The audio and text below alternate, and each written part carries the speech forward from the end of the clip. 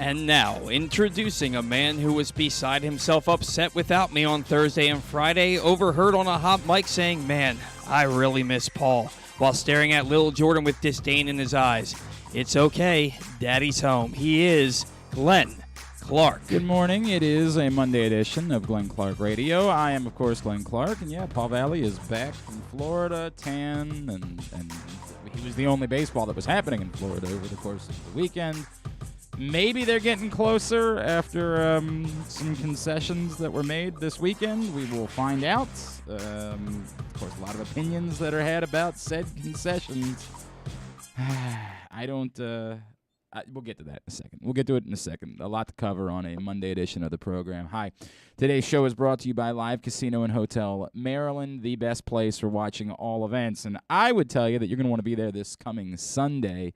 We will finalize some of these details in the next 24 hours, but we're going to be hanging out on Sunday afternoon into the selection show on Sunday night. I'll have more to tell you about that. And, of course, as you get ready for the start of the tournament, my God, you're going to want to be there. You're going to want to be in the FanDuel Sportsbook at Live Casino and Hotel. All the things that people always said about why you want to be in Vegas. Don't get me wrong. I've done the NCAA tournament in Vegas. I understand what makes it so great. The thing is, you don't have to be there any longer. And since you're not going outside anyway, the argument for Vegas was like, plus, the weather's nice, right? Well, you're staying inside and watching basketball all day. Who cares what the weather is? The weather might be nice that weekend. I don't know. It was nice this weekend for the most part.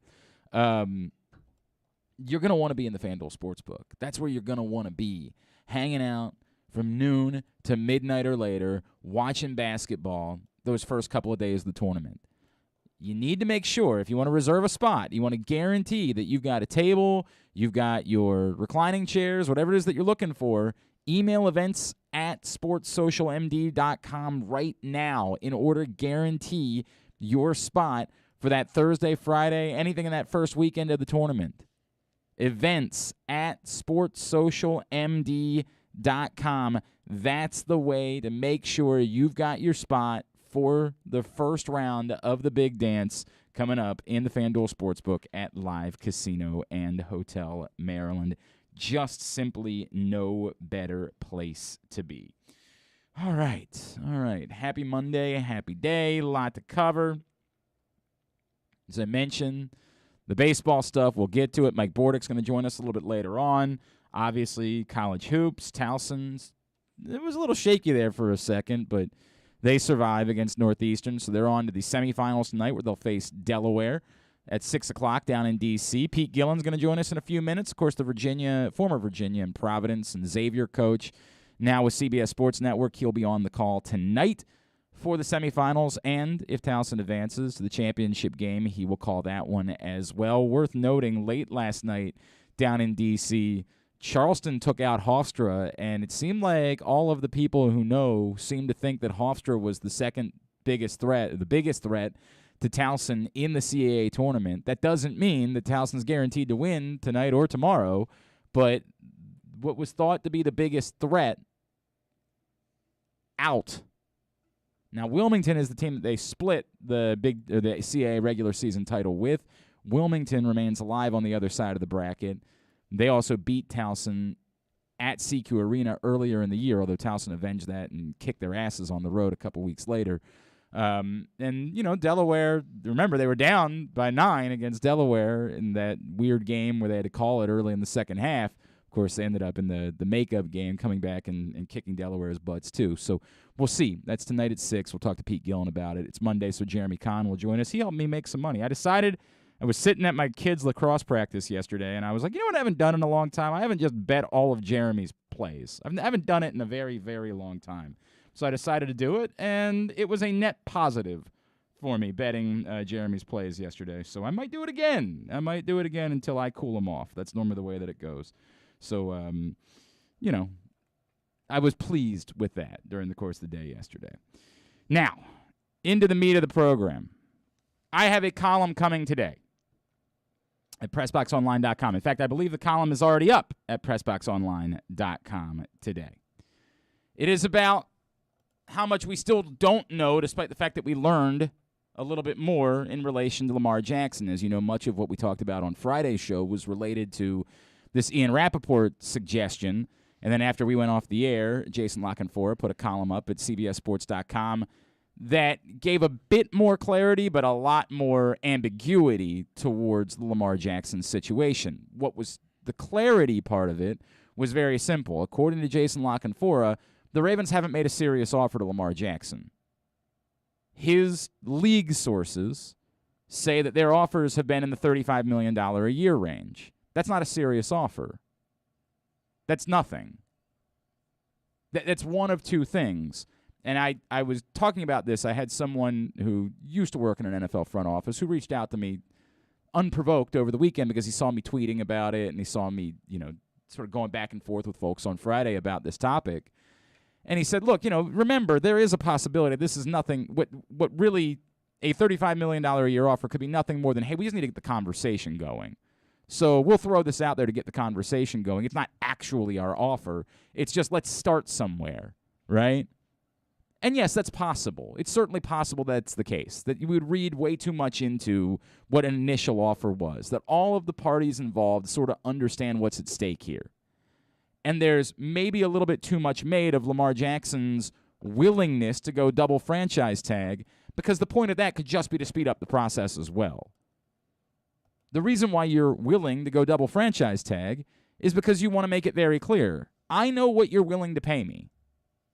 Ultimately, let's just skip to that number. Let's skip ahead in the process. If you're going to be willing to give me a franchise tag, it's because you think I'm worth that amount of money. And we all know the franchise tag is going to be way closer to $50 million a year because quarterback contracts are continuing to escalate. The numbers for Patrick Mahomes and Josh Allen start setting the market. Now, the numbers, as have been pointed out by the likes of Josina Anderson, that when Aaron Rodgers reworks his deal with whatever team he ends up playing for this season, that number very well could be $50 million. And in a quarterback-needy market, and historically quarterback-needy market, as needy a quarterback market as we have seen in decades, the quarterbacks hold the power. So whoever it is, whether it's Lamar himself, his mother, an advisor they have, whoever is having the conversations, which the Ravens say they're not really having, might very well be trying to make it known that Lamar is willing to go this route because they want to speed up the process. Stop with making offers. Let's skip ahead to what the amount is going to be that you're willing to pay. And if that amount is the franchise tag amount, and specifically a second franchise tag amount, what are we doing? Let's stop wasting our time with all these nonsense numbers, and let's get to the real numbers. Isn't the issue with the franchise tag that you have to pay him every bit of that, whereas if he signed a contract, it's a terrible issue for your cap relief. This is why, if you're on the other side, you're trying to force their hand. Right. This is everybody. The notion of negotiating is almost silly at this point, right? Everybody knows. They know what you know. You know what they know. Lamar Jackson, whether he has an agent or not, knows the Ravens are not well suited to have that individual number held over them due to a franchise tag. They know he knows that's not a good thing. Or somebody in his camp knows that. So stop it. Let's stop all the silliness. Let's stop all the $35 million. Let's stop all of that. Let's get to a real number.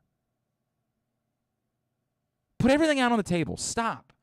You understand we're not just going to take your offer for the sake of taking your offer. We're not up against it. We know what we're worth, and we specifically know what we'll be worth on an open market because we know how many teams are desperate for quarterbacks right now. It's insane. There's 10 to 12 teams who feel good about their quarterback situation next year. There's a handful that, are probably going to run a guy out there. There's 10 that have no clue what they're doing at quarterback. None. And a terrible draft market at the quarterback position. To say he holds the hammer doesn't even begin. They hold everything.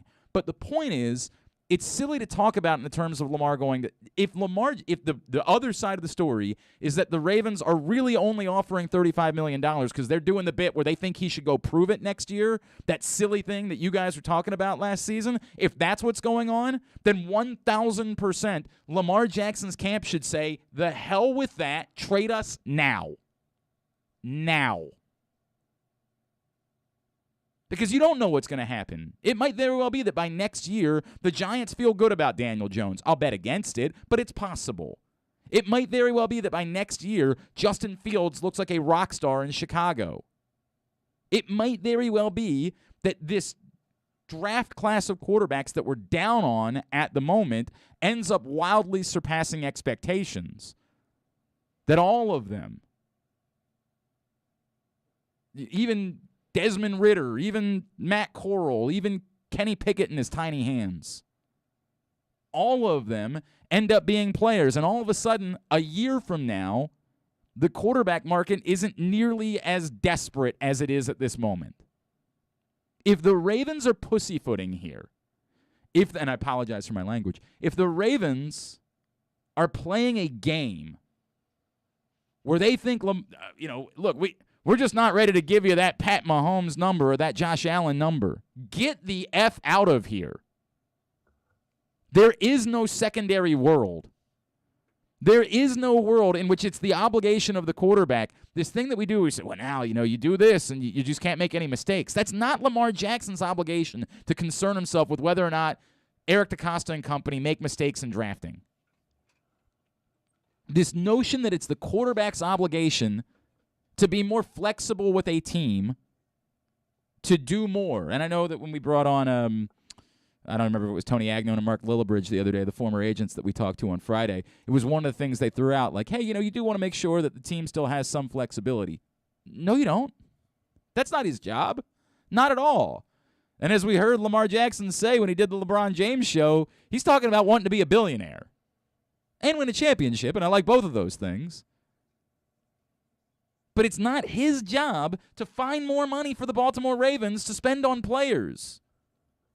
And the notion that we put it on the quarterback is insane.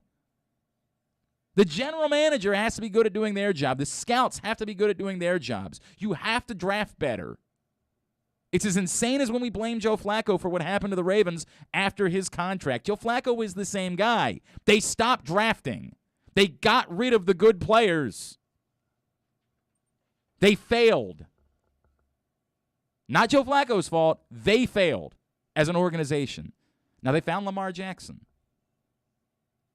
And we're at this weird crossroads where I don't know which side of this is true.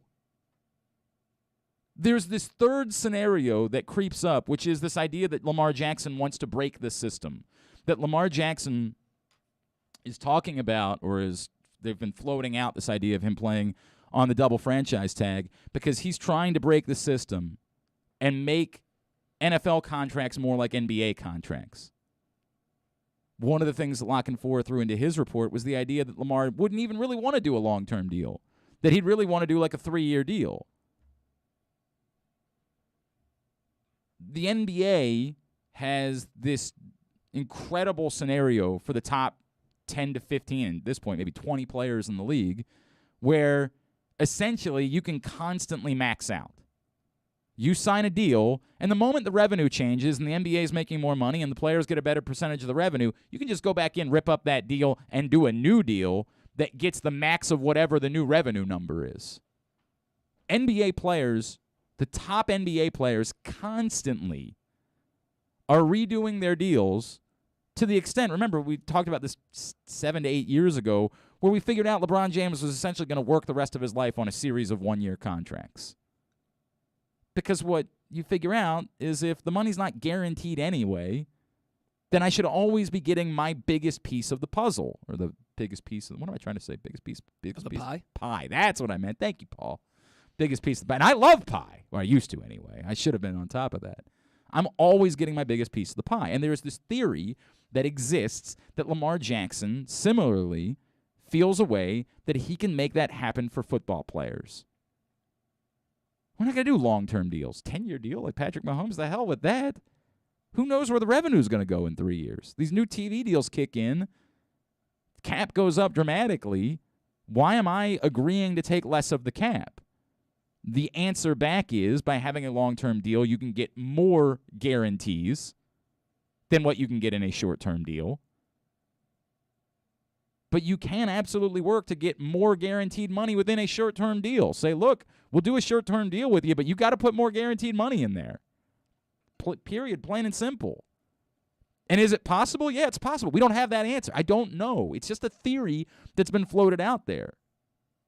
The only thing immediately that needs to be addressed is what the seriousness of the Baltimore Ravens is. And if the Ravens are seriously only willing to offer a $35 million annual average value type of deal this offseason, then there is no world in which Lamar Jackson should be sitting around and waiting. I'm glad I didn't put the S when I said sitting. That would have been awkward. Should be sitting around and waiting for these franchise tags. So there is a team somewhere that is 1,000% willing to give up something and pay Lamar Jackson the money that he wants because they've got nothing. Because they have no chance next year. Because they have no quarterback. Because they're desperate. Because they might have to run out Mitchell Trubisky as their quarterback next season. The folks in Washington try to trade multiple first-round picks for Russell Wilson. My God, what they might be willing to give up to get Lamar Jackson. And I don't want that. To be abundantly clear, I don't think that's a good thing for the Baltimore Ravens. I think the Ravens trying to get cute, and I don't know that that's what they're doing, but anything other than just paying Lamar Jackson, this thing we keep trying to do where we want to break this system is nonsense. The system works the way that it works in the NFL. Do you have a quarterback? Yes, if you do, you have a chance. But what comes along with that is immediately you've got to pay them absurd amounts of money.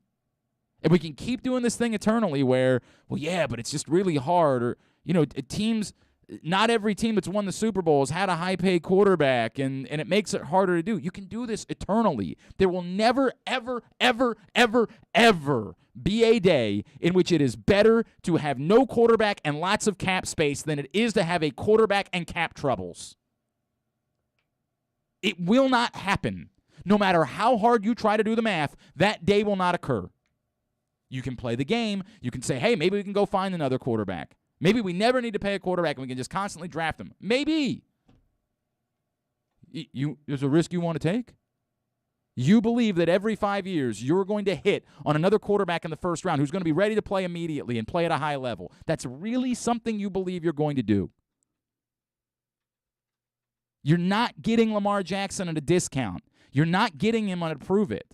If Lamar Jackson plays along with the game, the Ravens win. Like if they play a game with Lamar Jackson where they say prove it, and he says fine, I will, then they've won. I guess good for them. Because there's no reason for Lamar to play along. He's got way too much power at the moment. 1,000%, if they're not willing to pay him that top dollar, he should absolutely demand a trade. 1,000% he should demand a trade because he knows it's not good for the Ravens to have him on the franchise tag numbers, and he knows there is a quarterback-needy market that exists. What's going to happen? I don't have that answer. And I've got more questions today than I have answers. It's a strange world to live in, but it seems like it should be quite simple. To say Lamar Jackson, the way this is being presented, well, he's just not worried about a long-term deal. Well, okay, he doesn't have to be worried about a 10-year deal, but it makes no sense to not be worried about getting a 3-year deal done. And if the Ravens understand that's what Lamar Jackson's going to be doing moving forward, then they know. This is what it's going to be. We're doing a series of shorter-term deals, and you can argue that's better for the team. Because who knows? Who knows what might happen? I mean, obviously it's not guaranteed money in the NFL, so, anything is good for the team, I guess, in comparison to other sports. It's a weird situation. It is. It's odd. It's odd that we're here instead of just skipping to the part Let's just skip to getting it done. Today's show also brought to you by our friends, your local Toyota dealers, buyatoyota.com.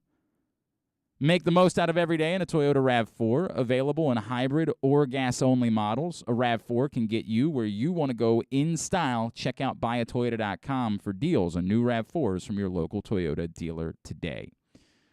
Got a column, it's up at PressBoxOnline.com, that sort of covers what we know, what we still don't know about the Lamar Jackson situation. You can check that out today. In the meantime, I'm going to talk a little bit more about Towson basketball. Victorious in the quarterfinals of the CAA tournament in D.C. last night. Now they get ready for the semis tonight and another date with Delaware. Joining us now, the man who will be on the call for those games for CBS Sports Network. He is the former coach at Xavier in Providence and Virginia, CBS analyst. Mr. Pete Gillen is back with us here on GCR. Coach, it's Glenn and Paul. It's great to chat with you. Thank you for taking a couple of minutes for us. Our pleasure, Glenn and Paul. Nice to be with you guys this morning. It's good to chat with you, sir, and obviously we're really excited here as Towson's had this 3-decade-long drought for getting into the NCAA tournament. They're now 2 games away from getting there. When you look at what they've done and how dominant they've been, and I know that they struggled a little bit out of the chute yesterday, but they got that ship righted and they were fine. When you look at how dominant they've been, what, if anything, concerns you over the course of the next couple of nights related to Towson's chances? Well, once again, it's a whole new season. And I saw the games last night. I had a game on the West Coast on Saturday. So I took a red eye and got back for the game. They played at 12 noon, as you know. And I think out of the gate, they were a little bit tentative. The uncharted territory for them being the number 1 seed in the tournament. So, but as you said, they righted the ship. I think they had a tremendous team. They've had a great season. But once again, it's a whole new season. They're playing a Delaware team tonight. As you know, they beat twice, but, Delaware played great last night. And, I think it's going to be a big challenge tonight. I think Towson can win, but they have to bring their A game. They didn't bring the A game yesterday at noon. The second half, they were terrific. The first half, they struggled. It was like Charles Dickens wrote A Tale of Two Cities, great English novelist. Well, that was A Tale of Two Halves. So they have to put 2 good halves together to continue to get to the finals. Do you think that there's a burden of expectation right now that they're carrying it all, Coach, that, as we allude to, this 30-plus year drought and knowing how excited everybody is, do you think that can become a burden when a couple of shots don't fall, that starts creeping in, that everybody is expecting you to accomplish something and the team that you're going up against has no interest in participating in that? That's a good question for sure. I don't think so. I think right now, they got the nerves out of their system, from the first half, as we mentioned, against Northeastern. But it's going to be a battle because Delaware is playing very well. They're focused. I guess that game, better than I, that was broken up because of the condensation on the court of Towson. So, and Delaware had the game in hand, and then all of a sudden Towson blitzed and played great. So I think this is going to be a really heavyweight fight. But I don't think the expectations are in our mind right now. I think you're getting ready for a real battle tonight with Delaware.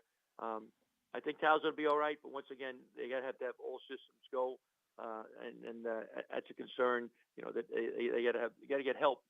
Timberlake and Holden need some help a little. Terry Nolan Jr. Whatever they need. They can't do it by themselves. Last night it was Timberlake.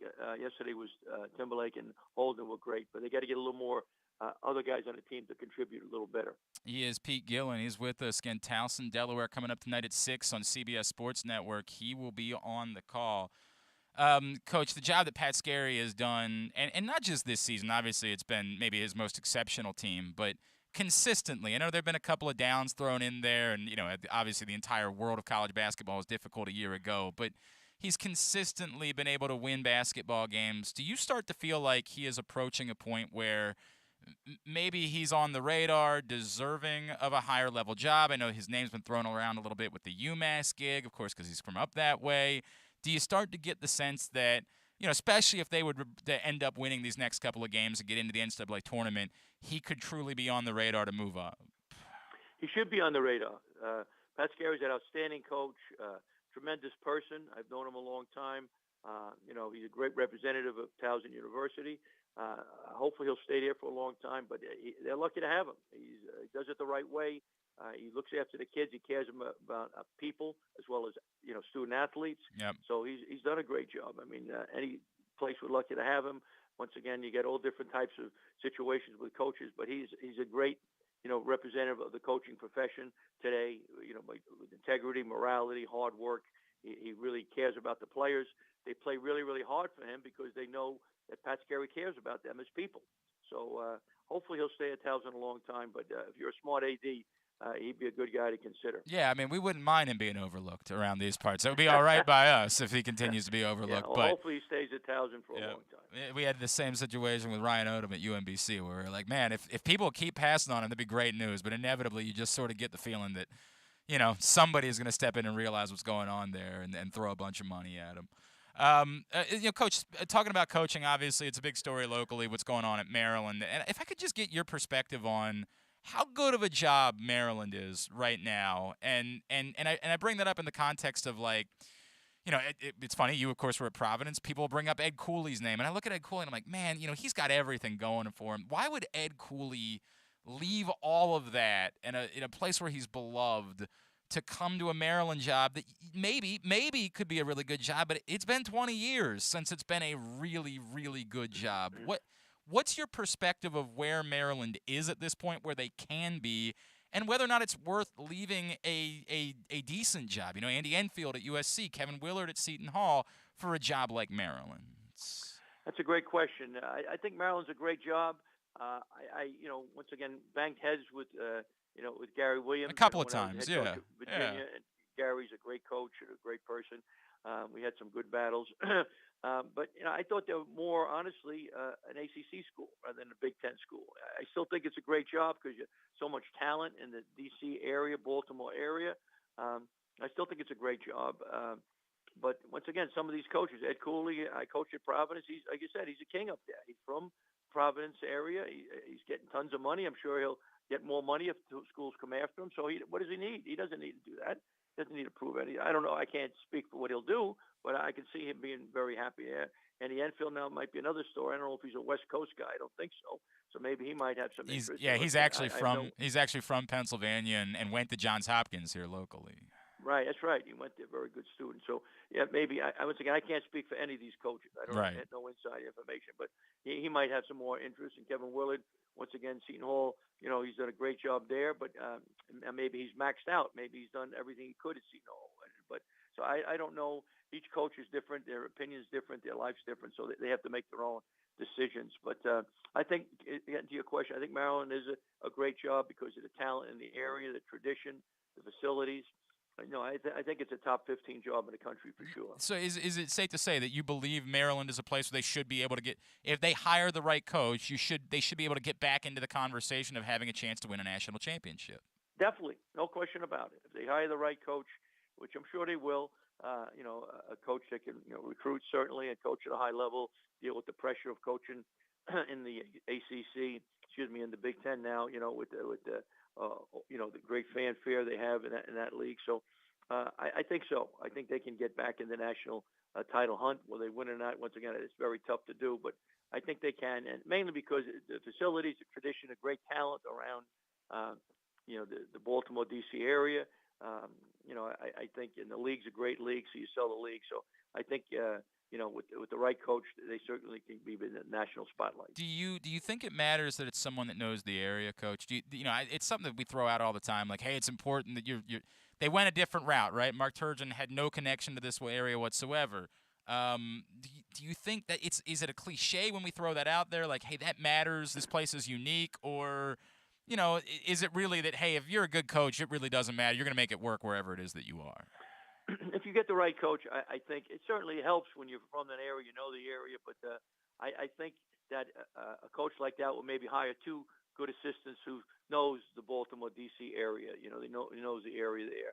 So I don't think I think it's a plus if he knows the area, knows the different coaches in the area, et cetera. But I don't think it's a game changer. If you get the right guy, if you get a super coach, I think he could come in and do great there. But he'd have to hire the right assistants a couple of assistants that know the Baltimore, D.C. area.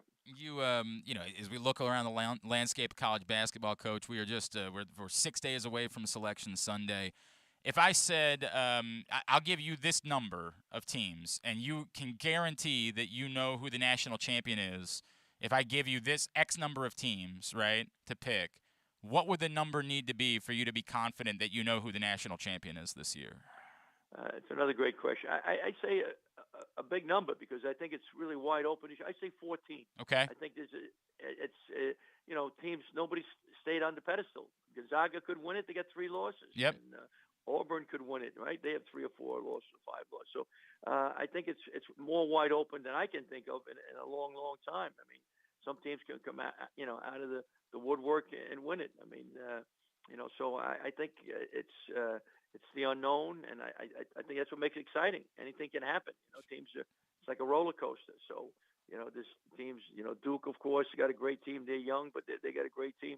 Providence, you mentioned, Villanova, of course, they're terrific. So I think it's really anything can happen. There's a lot of great teams: Illinois, Purdue, UCLA. I did a Arkansas game recently. They had a great team. They got a chance. Kentucky is tremendous. They got a great team. So I think it's wide open. I would say if I randomly, I would pick 14 because I think it's really going to be an exciting tournament and really wide open. And it gives you all three your top 3 seeds in each region and a couple of the 4 seeds as well that you would say have chances. And then if I could wrap with this, because you just brought up Duke. Obviously, we all know what happened on Saturday night, but I had this sort of running through my mind in the aftermath of watching that, which is, Coach, what is Duke basketball post Mike Krzyzewski? Like when John Shire takes over next year, is Duke basketball just Duke basketball now? Like that's just who they are. They're that type of brand. They just matter at that level. It's irrelevant who the coach is. Duke basketball is an entity that goes beyond anything. Or is there a chance that maybe Duke is more like Indiana once upon a time, right? Where Indiana basketball was the world when Bob Knight was the coach. But after Bob Knight was the coach, they were just kind of another program for a while. And really, frankly, still to this day. Like, what's your gut tell you about Duke basketball post Mike Krzyzewski? Well, I still think it'll be very, very good, but it can't reach the levels. I mean, he arguably was the greatest coach ever. I'd probably say John Wooden, but an eyelash behind him would be Mike Krzyzewski, right, with 5 national titles, 6, whatever he has. I think it's 5. But, he's maybe 6, I don't even know. But he's won so much that it has to drop off a little bit. But still, ACC is certainly a great conference. Duke's a great academic school and great tradition. So they'll still be up there, very, very good. But I once again, replacing a legend is very, very difficult. UCLA has never really topped that again, right? Right. John Wooden retired. Yep. His 11 national titles. Nobody's, Jim Herrick won it once, and people have been up there, but it's Larry Brown got close, but it's tough to do it again. So I don't think it'll approach the greatness that Duke had, but I still think they'll be very, very good. Be competitive. I think Shire will do an excellent job, but Mike was an unbelievable coach, and he coached him off the court, on the court. He had great experience and tremendous assistance. So I think they'll be very, very good, but I don't think they'll be up in the top echelon like they are right now. He is Pete Gillen. Again, tonight, 6 o'clock, Towson and Delaware on CBS Sports Network in the CAA semifinals. And if they win tonight, tomorrow night, the championship game. And the championship game is going to happen whether they win or not, but we'll, of course, be far more invested if they do win. That's tomorrow night, 7 o'clock as well on CBS Sports Network. Coach, is there anything else we can plug for you, sir? No, it was a lot of fun. I'm just got to go back to my cave here and try to study, get ready for these games, and prepare as best I can. And it should be a lot of fun. It should be a great evening. Enjoy your time down in D.C. Thank you so much for taking the time for us this morning, Coach. Thanks for having me on the show. Thank you for having me on. All right, bye-bye. Coach Pete Gillen joining us here on GCR as he gets ready for the CAA tournament tonight and tomorrow night on CBS Sports Network. Know the risks and have a plan before you start gambling. For free and confidential services, call 1-800-GAMBLER or go to helpmygamblingproblem.org. I can't lie. I was – and what's really funny? I genuinely wasn't watching the Duke-Carolina game at all on Saturday night. We had gone out to see some friends, and then the kids kind of got a little out of hand, so we ended up going to get them dinner at an establishment that doesn't advertise, so I'll leave it alone for now. And I pulled out my tweeter, and I started seeing people talking about it on the Twitter, and I was like, well, that's interesting. But I was watching the Mount St. Mary's game, as unfortunately they ended up losing in a heartbreaking fashion to Bryant in the NEC semifinals. And so because I just didn't care. I didn't care about any of the pomp and circumstances. This is not the hate Duke thing is more a bit than it is. I guess that's not true. I really do in my bones still hate Duke. It's not a bit. I play it up a little bit because, I just don't. As I've said a million times, there are very few things, since becoming a parent, I have watched, I just don't have the same feelings inside of me. But hating Duke, because it makes everybody around the world come together. We come together on two things right now: Ukraine and hating Duke. That's what we've got as an international society. So all the pomp and circumstance was definitely not for me. I didn't want to see any of that. I had no. But in fairness, I haven't watched a Duke Carolina game in years because I just don't. I don't care about the day in, day out of it the way that I once did. So when I start seeing what's going on, I'm like, holy crap, is this for real? And then I start looking around the bar, which TV's got this game on for me to be able to watch it. They didn't even have it on.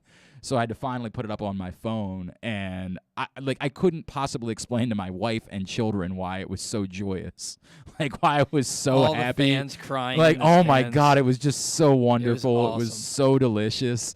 And how do you explain that to a 3-year-old? Boy, they look really upset. 4-year-old. Yeah, they really are quite upset, bud. They're really upset. Can you imagine spending $10,000? Oh my your God! Face blue, and then the Duke can't even win. At least $10,000. I mean, the word was it was more than that. They just spend absurd amounts of money on these tickets, and only to watch you. And it's not just they lost; they lost to Carolina, blown out. And and as it turns out, in the end, they were non-competitive. And it's not like they lost to Florida State; they lost to the team they hate the most. Mm-hmm.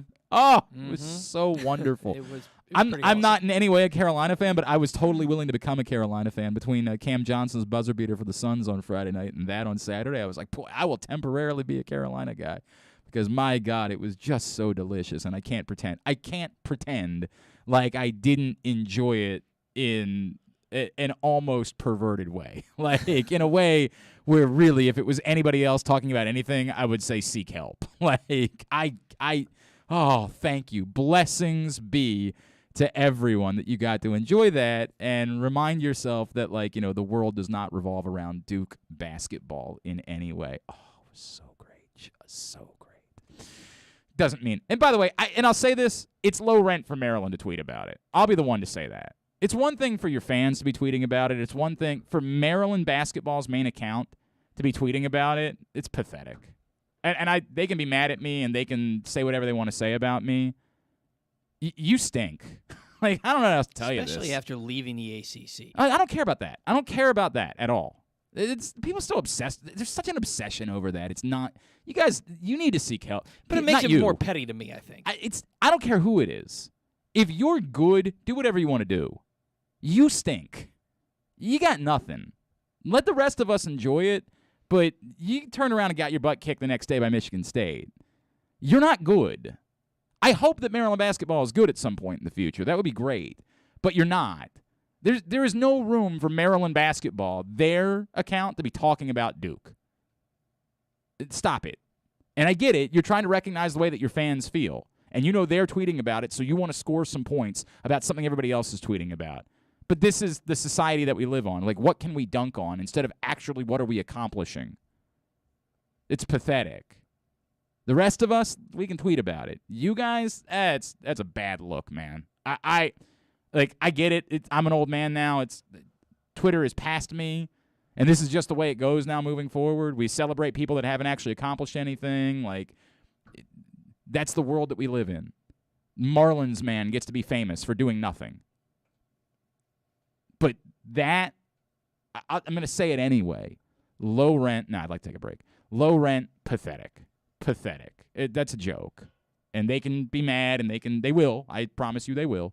They'll be mad that I said that. They'll get word of it, and they'll be mad at me, and they can be as mad at me as they want to be. But that's low rent. Stop. It's embarrassing. But I still enjoyed watching Duke get their asses kicked. We'll come back in. A lot to talk about baseball-wise. The shift's going to be gone. Okay. We'll talk about it and more. Mike Bordick joins us next. This is Glenn Clark Radio. That first sip. That first bite. Start your day off right with a delicious breakfast at Royal Farms. Choose from a fantastic selection of fresh Royal Farms breakfast sandwiches and top it off with a rich hot cup of the freshest coffee in the world. At Royal Farms, breakfast is available day and night. It's the freshest breakfast in the world. Real fresh, real fast. Royal Farms. Sports betting has come to Maryland, and we're ready to help you win some money. Tune in for Simply the Bets with Glenn Clark and Paul Valley every Tuesday morning at 11:40. FanDuel Sportsbook GM Bruce Billick and VSiN's Aaron Oster join the guys every week to give you all of the info you need and even a few winners. So come win some money with us on Simply the Bets every Tuesday at 11:40 a.m. Brought to you by the FanDuel Sportsbook at Live Casino and Hotel Maryland. Listen at PressBoxOnline.com/radio. Watch at YouTube.com/PressBoxOnline. Glory Days Grill's St. Patrick's menu is now in full swing, and it's their most popular seasonal menu all year. New in 2022 are their smoky thigh wings with Guinness grilling sauce, a house-made Guinness barbecue sauce. Fan favorites also include their corned beef and cabbage, the shepherd's pie with Guinness braised ground beef, the Glory Days Reuben, and the Rachel. Enjoy a pint of Guinness or Guinness Baltimore Blonde. The St. Patrick's menu is available for the whole month of March. Come in for great food, cold beer, and basketball. Find out more about Glory Days Grill and get your order in online at glorydaysgrill.com. It's another cold winter here in Baltimore, but this time there's no hot stove to warm you up. Hi, I'm Paul Valley, and while there may be no activity in the world of baseball, I'll still be here every week with my co-host Zach Goodman to give you all the latest in the CBA negotiations as teams look to get back on the field in time for spring training. You can watch us live every Saturday from 10 a.m. to noon at youtube.com/PressBoxOnline or facebook.com/PressBoxSports and listen at PressBoxOnline.com/radio. So tune in every Saturday from 10 a.m. to noon for the latest in baseball coverage right here on the Bat Around. Gambling can be a fun and entertaining experience, but there are risks involved. If you're planning on betting on the game at the casino or on your phone or computer, know your limit, stay within it. Set a budget and a time to stop. Remember, gambling isn't a financial solution, and it doesn't mix well with alcohol or drugs. Know the risks and have a plan before you begin gambling. For free and confidential services, call 1-800-GAMBLER 24/7 or go to helpmygamblingproblem.org. We can't imagine why you'd want to, but you can watch GCR live. It's at facebook.com/PressBoxSports. And try to guess whether these guys are wearing any pants. Hey, tonight, Stan the Fan, Charles, Ross Grimsley, they've got Tim Kirkjian joining them. You're not going to want to miss that, obviously. A lot going on in the world of baseball, and Tim is quite plugged in, so that'll be a great conversation. That's tonight at 5, special time for that show, facebook.com/PressBoxSports. Or if you miss it live, you'll be able to watch it there tomorrow as well as at PressBoxOnline.com/video. We want to talk about baseball right now is some seriously puzzling concessions made over the weekend, but a lot of thoughts all over it. Let's get the thoughts of someone whose opinion that I've always respected. Of course, former Orioles shortstop and Orioles Hall of Famer. Now he's working with the folks at the Baseball Warehouse, among other things. He is our friend Mike Bordick, and he's back with us now here on GCR. Mike, it's Glenn and Paul. It's always great to catch up with you, sir. Thank you for taking the time for us. Yeah, absolutely. Thanks for having me. Can I ask you one question that I've never asked you before, Mike Bordick? I see the videos and the pictures of what it is that you eat, right?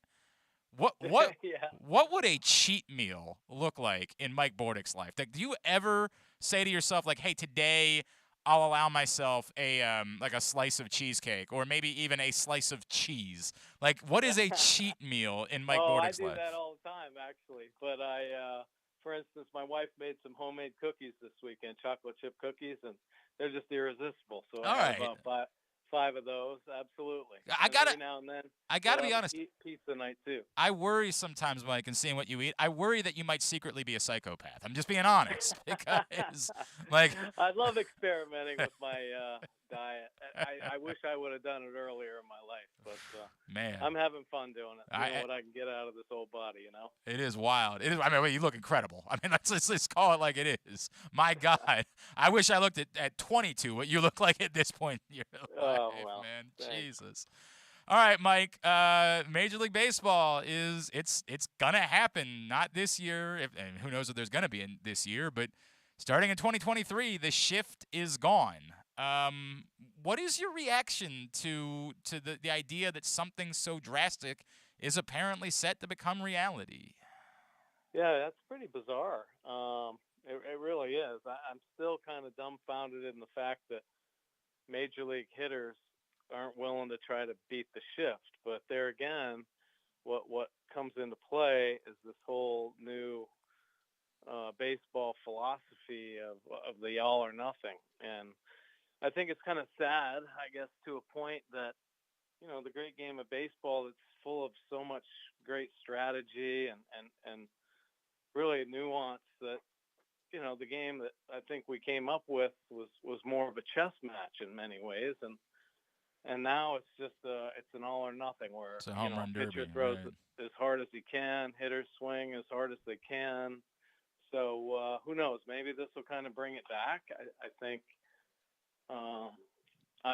Now guys are. I guess their average is going to go up because, they won't have to hit into the shift anymore. But I don't know. It's a bizarre game right now, and I just hope it kind of starts to come back to the game. I think that we all fell in love with. I guess the response that someone would have to that would be, well, we didn't do this drastic shifting when we fell in love with the game of baseball, right? Like this didn't exist in the 1990s. So isn't this closer to the game that we fell in love with? Now, I understand your point, Mike, which the all or nothing part of it is the part that's driven me crazy. It's why I actually love the extra inning rule, because it forces there to be action in those innings. It forces right? it right? forces Oh my God! God forbid somebody lay down a right, like hit behind a runner. Oh I can't go back. I hated it when they announced that all of a sudden they can't go back to the other thing because I'm getting baseball now in the extra innings. But is there an argument for, hey, this wasn't supposed to be a part of baseball where we had defenders? Some of these have been comical, right? Like where we have 5 guys all essentially standing in the same place on the field. That this was never supposed to be part of the game. There were supposed to be players positioned in certain areas on the field. Is there an argument that this is what baseball was supposed to be? Listen, I think baseball is supposed to be, defend the type of hitter you have, and unfortunately, people think, that the hitters are just so one-dimensional that, they could play them all in one spot. And once again, I go back to the fact that, God dang, if you're a major league hitter, you should be able to beat the shift, and that would have kind of kept things, status quo, if you will. But there's just been a complete buy-in to the fact that, it's an all or nothing game. So if you're up there, you try to hit a home run, so that means you pull everything, and batting average has dropped off and things like that. So I think it's a little bizarre that they're kind of forcing the issue to kind of change it back, so it'll be interesting to see. Like I said, I think batting averages will probably come up a little bit because now that line drive is going to get over the second baseman's head and fall in front of that right fielder. And no longer will there be like 3 defenders with a rover out there to cut it off. And who knows, Chris Davis might end up coming out of retirement, 210, right? 210 if they would have moved the infielders back. God. By the way, it's definitely the first thought I had when I heard about this. It's like, well, if you're Chris Davis, you got to at least think about coming out of retirement, don't you? Can it artificially get action back in the game? Like, is there any way, to what you allude to, that now a hit's going to be dropping in? Is there any world in which, if that's the case, you can artificially get back to action and moving runners over and, can any of that come back because maybe hitters don't go to the plate assuming they're going to have to swing for the fences every time? Well, I don't know. If they didn't want to try to beat the shift, I just think somebody in the front office is sitting back and thinking, well, how are we going to bring the game back? I think they've realized that they've created just a very sterile, dry game that, I don't think a lot of baseball fans are really enjoying. And there are so many great players that it's just become just kind of a cold, sterile game. Okay, if you hit a home run, that's great. If you strike a guy out throwing 97, that's great. But all of a sudden we've got, these so-called best hitters in the world striking out over 200 times, and nobody's even blinking an eye. Right. There's never any kind of situational baseball until the extra inning situation, and then even there aren't many guys that even know how to do it. I mean, man, oh man, guys aren't even asked to bunt. The guys don't even know what a bunt is anymore, really, and what the relevance is. And and it all kind of trickles right back to, well, analytics kind of say that, this is how it should be. Play for 2 runs, don't play for 1 run, right? Yeah, and I mean, shoot, I appreciate the 3-run homer. Sure, right, but I'm all for it. Sign me up. I think there's strategy involved, trying to get a starting pitcher out of the game early, and of course that's kind of, I guess 5 innings is all they get anyway nowadays. So it's kind of just a bizarre kind of game right now, and hopefully it brings back just a little bit more strategy, so guys can kind of play along as a fan instead of just sit there and see strikeouts and the occasional home run. Mike Bordick is with us here on Glenn Clark Radio. Mike, the players didn't give in on robot umpires. Are you at all surprised by that? Given the relationship the players have had with umpires over the years, and given the number of complaints that we hear about them, are you at all surprised that they wouldn't agree to go to robot umpires moving forward? Well, not really. I mean, I'm glad they didn't. I mean, God dang, baseball is supposed to be, and it's a human game. There are mistakes that are made. I mean, and umpires, I think, are a part of that. Now, do we want to hold them a little bit more accountable to find some consistency? Absolutely. But I will say this, that I think they're a major part of what great baseball is. I think they give that kind of, understanding that it is a human kind of game. It's not just played on a board. I mean, my gosh, it's like I said, it's already sterile enough. If we all of a sudden have just a buzzer back there calling strikes and balls, I don't know that players want that anyway. It's interesting. You know what I mean? That's I interesting. would think that hitters are going to find that would be pretty tough. If all of a sudden the ball beeps on the front edge of the plate, right? Now you're going to see these sliders that just catch that front edge and break off 5 or 6 feet, and they're going to see the ball, or not 5 or 6 feet, but a foot on the outside corner. They're going to say, well, look where the catcher caught it. Yeah, but it just caught the front edge of the plate, and that's considered a strike. So go sit down, man. So I don't think they really want that anyway.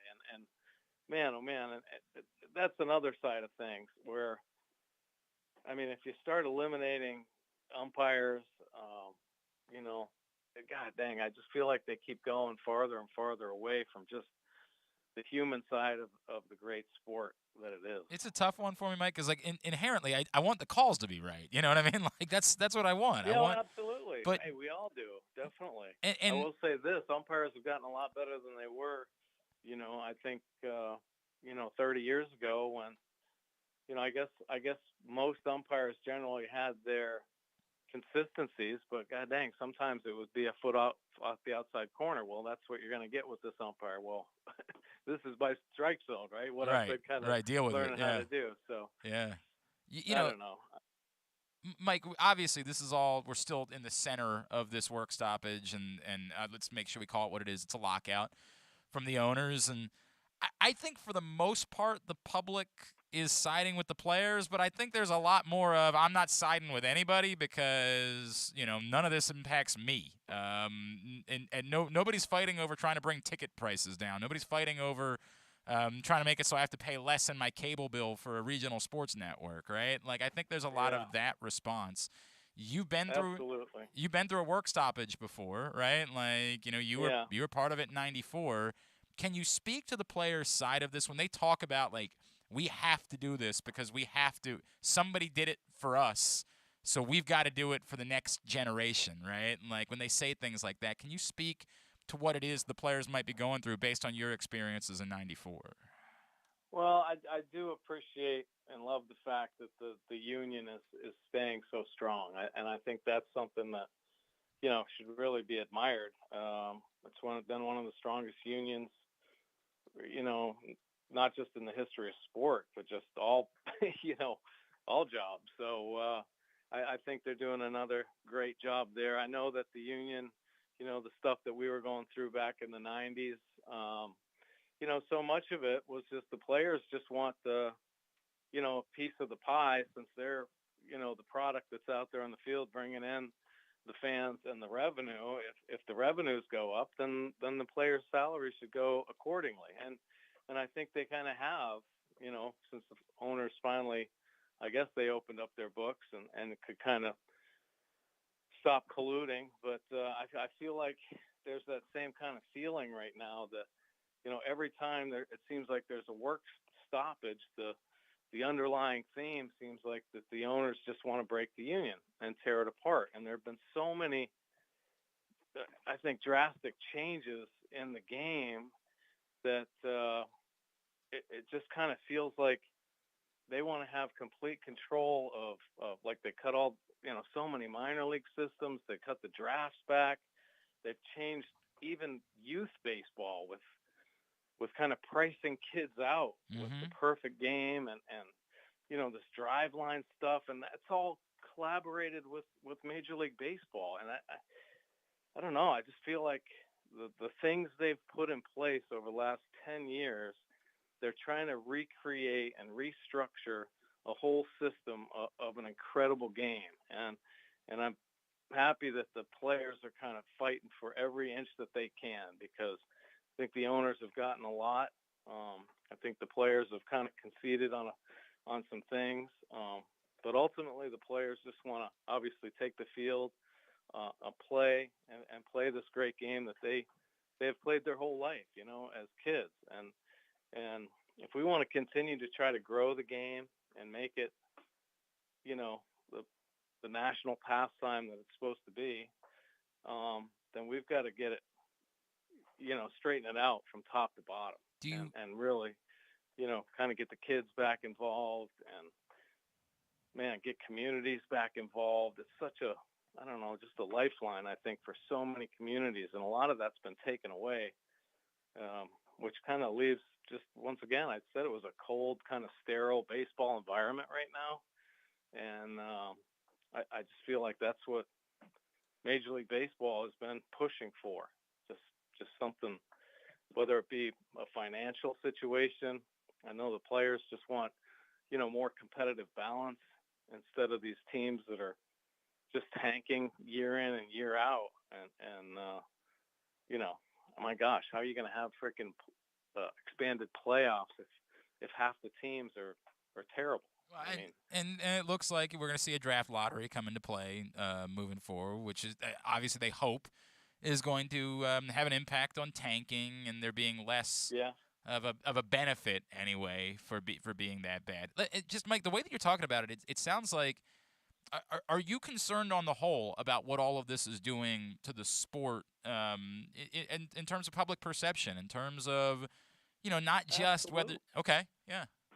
Yeah, absolutely. I mean, it's one thing to sit back and pick a side between owners and players, but I think it's way, way deeper than that. I really do.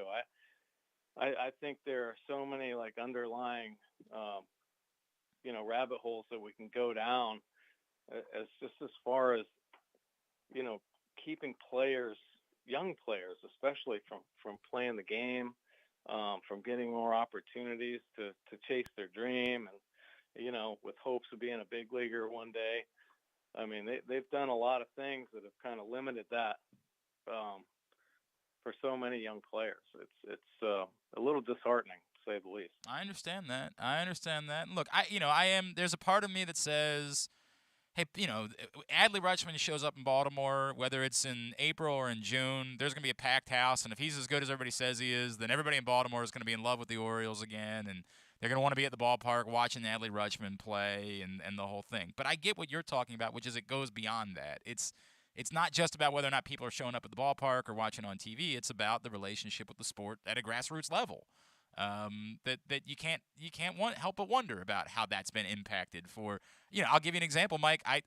My kid, I got a 7-year-old and a 4-year-old. They both want to play lacrosse right now, and there were 100 kids, the first, second, and third graders, that showed up for the first day of Hereford Rec Lacrosse yesterday. And I don't know. I don't know what that looks like in the baseball standpoint. You know, I don't have that answer at the moment because that's what all their friends are doing. That's where they want to be at the moment. No, well, geez, you know what helps youth sports, I guess, in any community is a winning franchise. It doesn't hurt. A franchise that helps promote the game in the community. And there hasn't really been a lot of that. And I know that with the pandemic really set things back for fans, obviously not being able to go into the field to see the games one year and then partial seating the next year. I think there's a lot of hope on some of the younger players now that the minor league has been considered, one of the top organization in all the organizations. So, but obviously it's going to take a lot to overcome some of the teams in the East, and whether or not Adley Rutschman can kind of bring that, and some of the other younger players, that's yet to be seen. I know pitching is really the name of the game at the major league level, so better find a way to free up some money and pay some free agent pitching. That's for sure. So let's wrap with this, right, Mike? Because there was a report last week, and nobody's backed it up, but nobody's denied it either, which is kind of weird.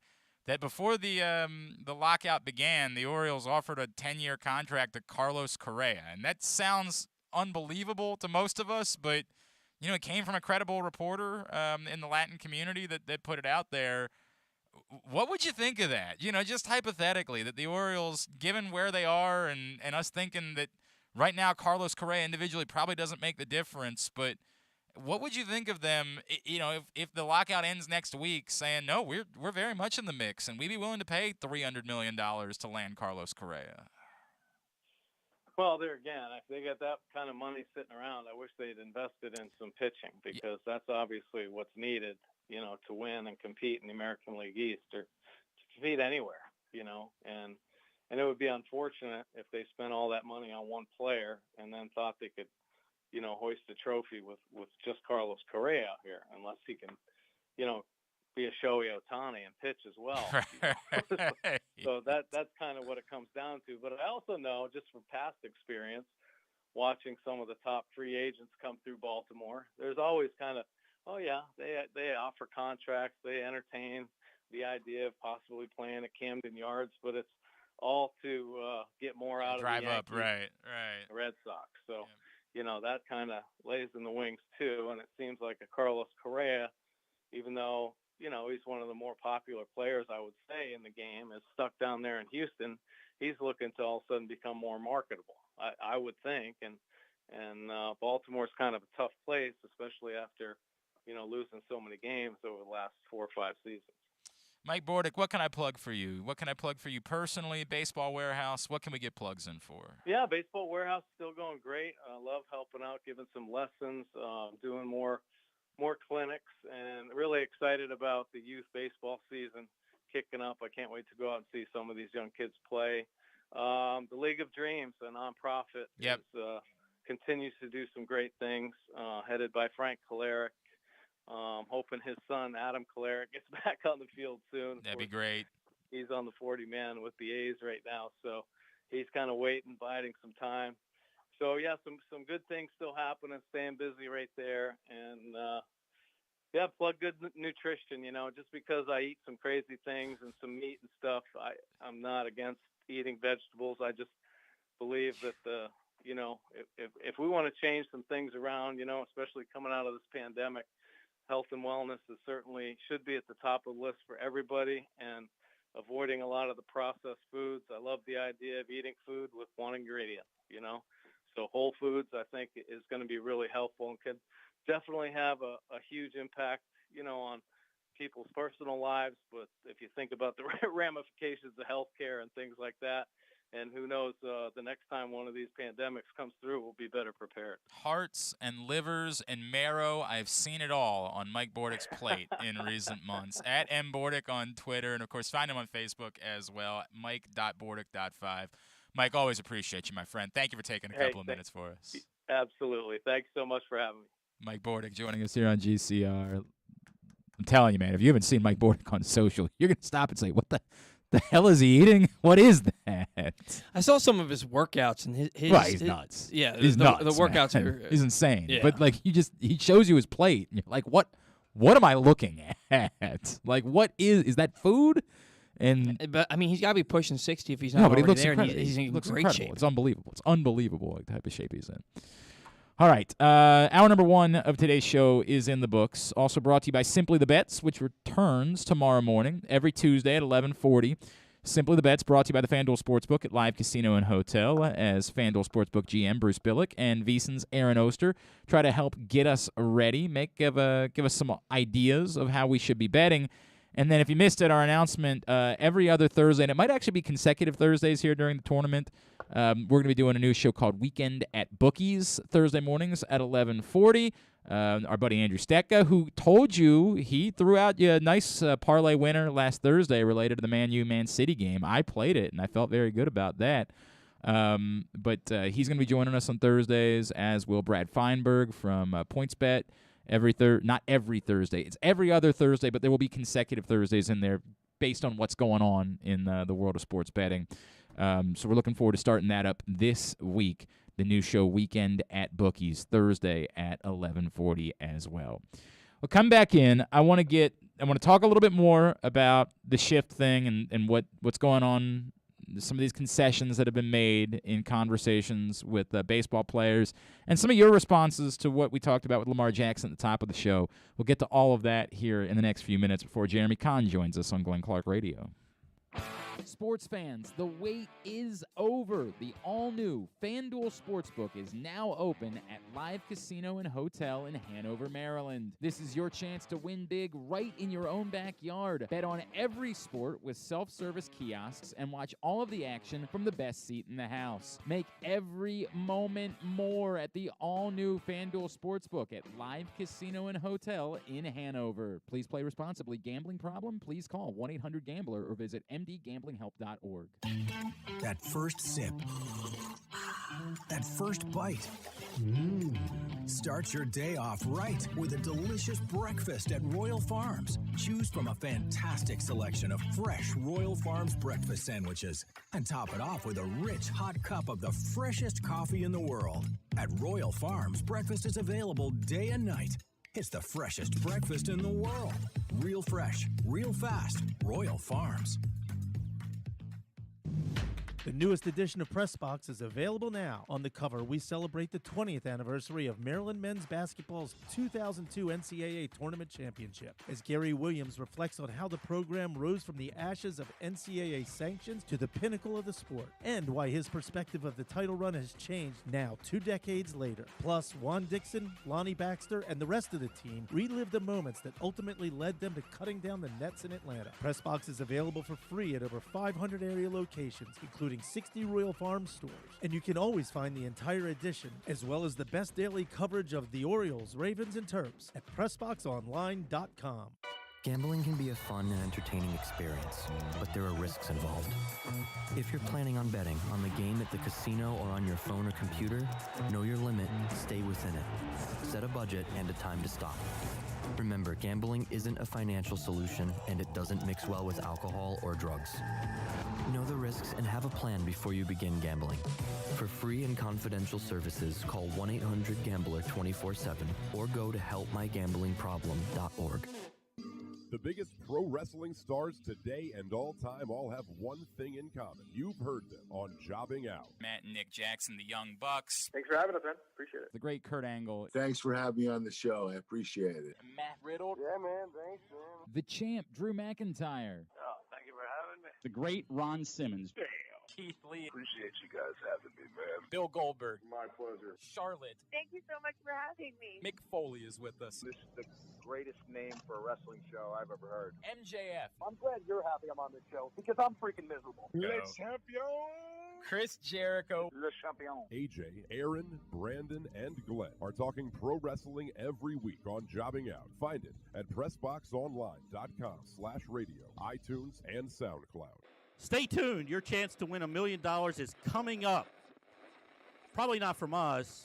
You're listening to Glenn Clark Radio. Yeah, I didn't see the Batman this week, and I don't know that I will, honestly. I just don't know that I'm going to end up seeing it in theaters. And it's not because growing up, I was all Batman everything.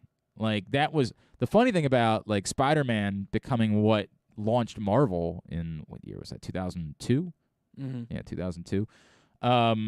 Was that, like, I was only kind of in on Spider-Man. Like, I was not really a Marvel guy in any way. Lord knows I didn't give a crap about Iron Man as a child.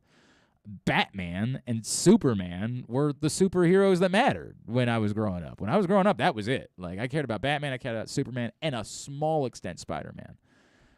It's just that Marvel hit and hit and hit so consistently, and obviously Iron Man raised it into a different echelon, that, like, now I'm just at a point with Batman where I'm like, I still think Batman is one of the most compelling superhero characters ever made, but I'm just out on another dark and brooding superhero movie. I'm out. Yeah, it doesn't biggest interest me. complaint that I heard about it is that it's super dark the whole time, and it's super, like, put you to sleep music.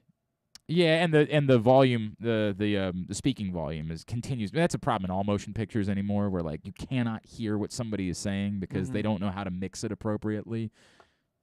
That's an eternal issue. WWE also has that issue, by the way. They don't have no idea how to make it. No one has ever understood what Vince McMahon has said in the last 20 years of WWE programming. But I just, that's not a fun. If I got 2 hours at this point in my life, I want to have fun. I have no interest in brooding. I'll watch it. I'll inevitably watch it, and most everybody seems to think Robert Pattinson was a very good Batman. But I'll get to it when I get to it. I don't need to sign up for 2 unpleasant hours or more. What is it? More like it's closer to 3, isn't it? I think so. I yeah, think they usually are these days. The superhero movies. I do not need to do that in my life at the moment. All right, back in here on GCR. Today's show is also brought to you by Underdog Fantasy Football. We love Underdog. Great way for you to feel like you're betting. Of course, you can't yet bet on your phone or on your computer in the state of Maryland, but you can play Underdog. They got basketball contests. They got hockey contests. Hopefully, they'll have baseball contests at some point. And you can play player props and parlays and things that make you feel like you're betting, despite the fact that you can't yet actually bet on your phone or on your computer in the state of Maryland. I hope that changes at some point, but nobody appears to be in much of a rush to make that happen.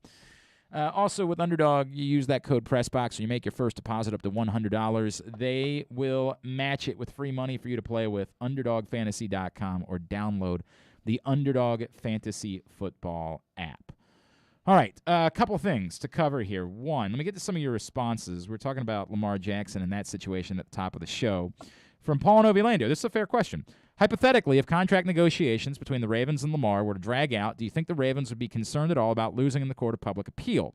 Lamar stirs up a lot of emotion amongst the fan base. He said public appeal or public opinion. I know what you meant, Paul. And I guess what I would say is probably not right now, because Lamar isn't demanding a trade, because there is no deadline. It's funny, we did this on Friday, and when I saw this Ian Rappaport thing last Thursday, I was like, how is this not a bigger deal? How are more people not talking about this? This is Ian Rappaport coming out and saying Lamar is willing to just go ahead and play it out through the franchise tag. Like, that's not a good sign. We've all worked under this assumption that it was just going to get done. But that being the first, like, hard report that we got about something suggests they're not trending towards actually getting something done.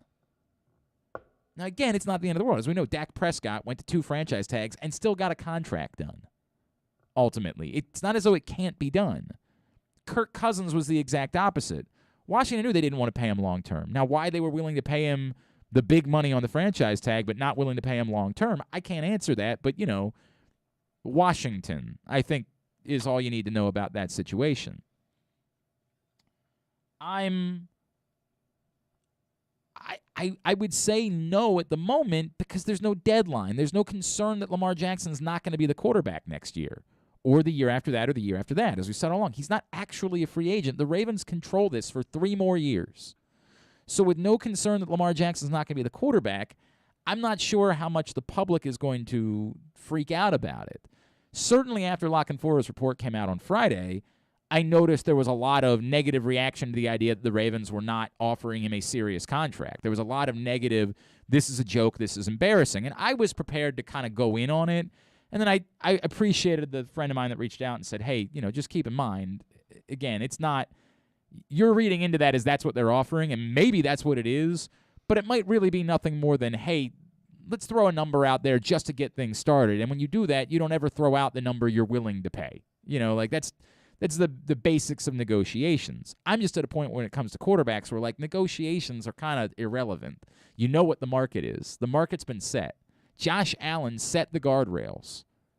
And it might very well be that Lamar Jackson wants more than Josh Allen. That's the way it's worked with the quarterback contracts, is the next guy that comes up gets more than the last guy.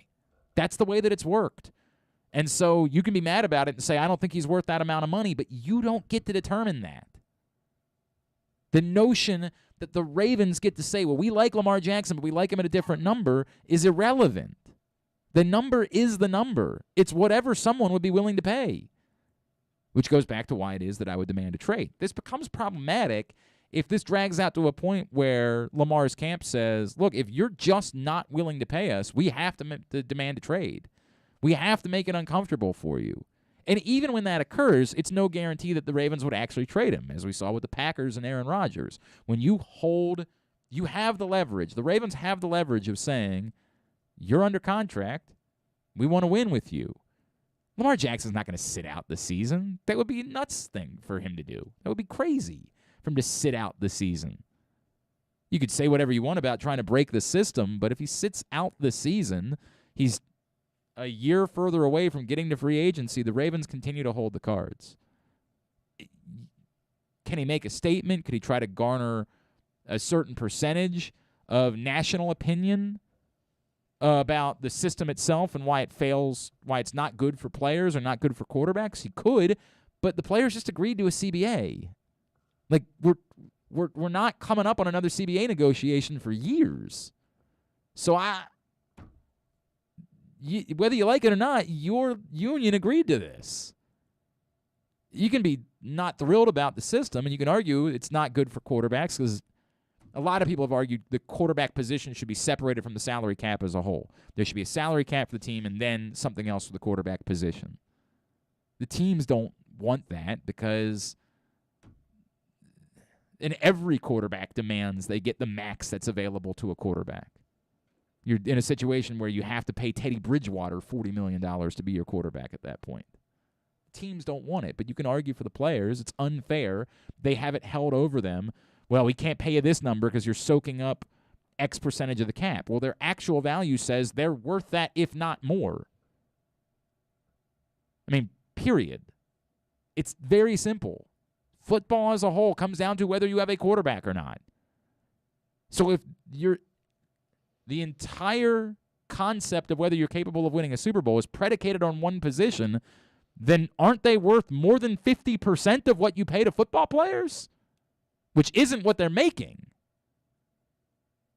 But the simple math would say, if it is as simple as you have a quarterback or not, and if you have a quarterback, you have a chance, you don't have a quarterback, you don't, then that player alone is worth more than 50-50 to what it is that you do. So the system might not be fair. It might not be fair to quarterbacks. And maybe there's a world in which Lamar Jackson, I don't know this at all. This is just me spitballing. I don't have any reason to believe it, but he wants to break down the system. The problem is that it's not set up to be easily broken down. So we go back to the reality. The reality is somebody's willing to pay him that money.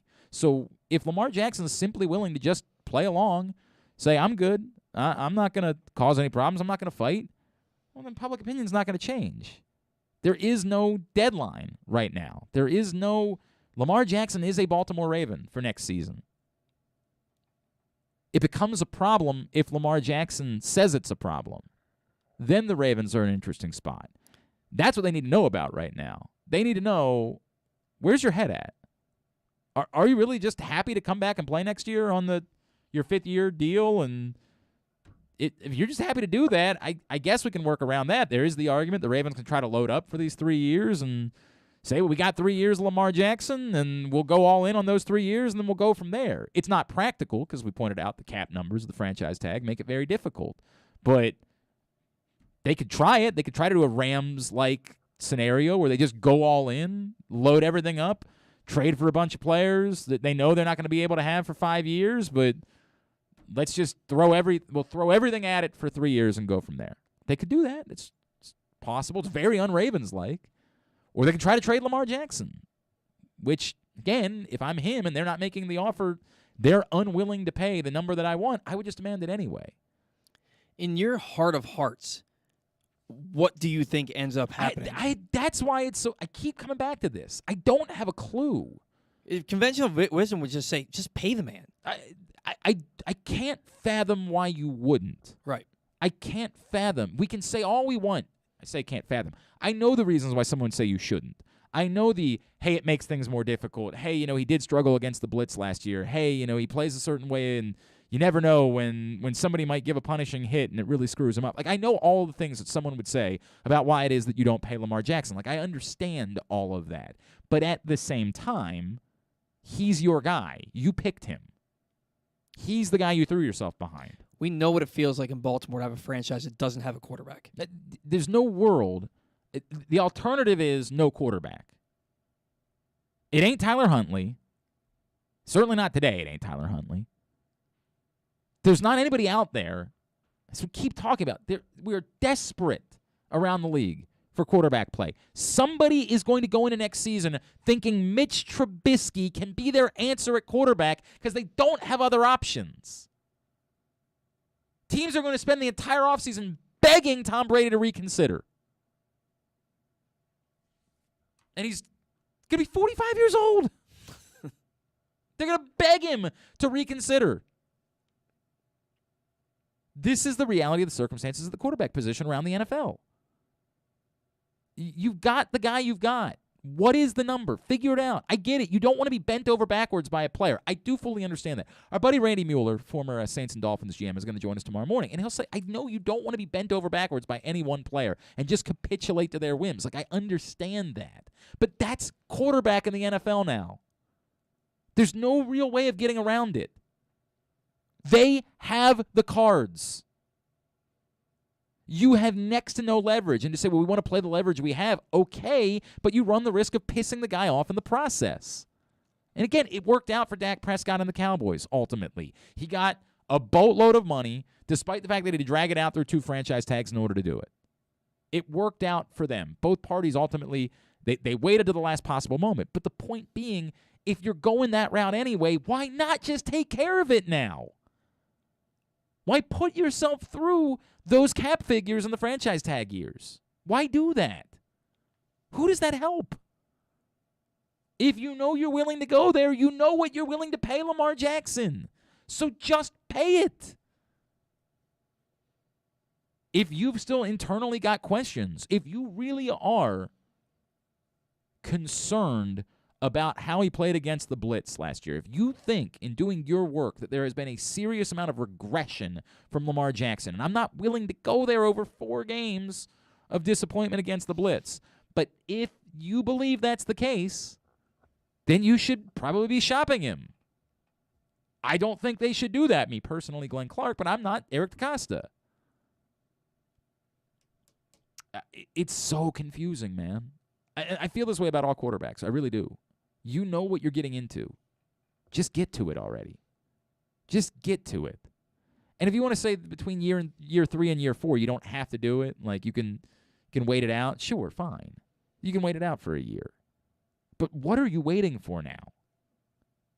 What is it that you're waiting for to not do it?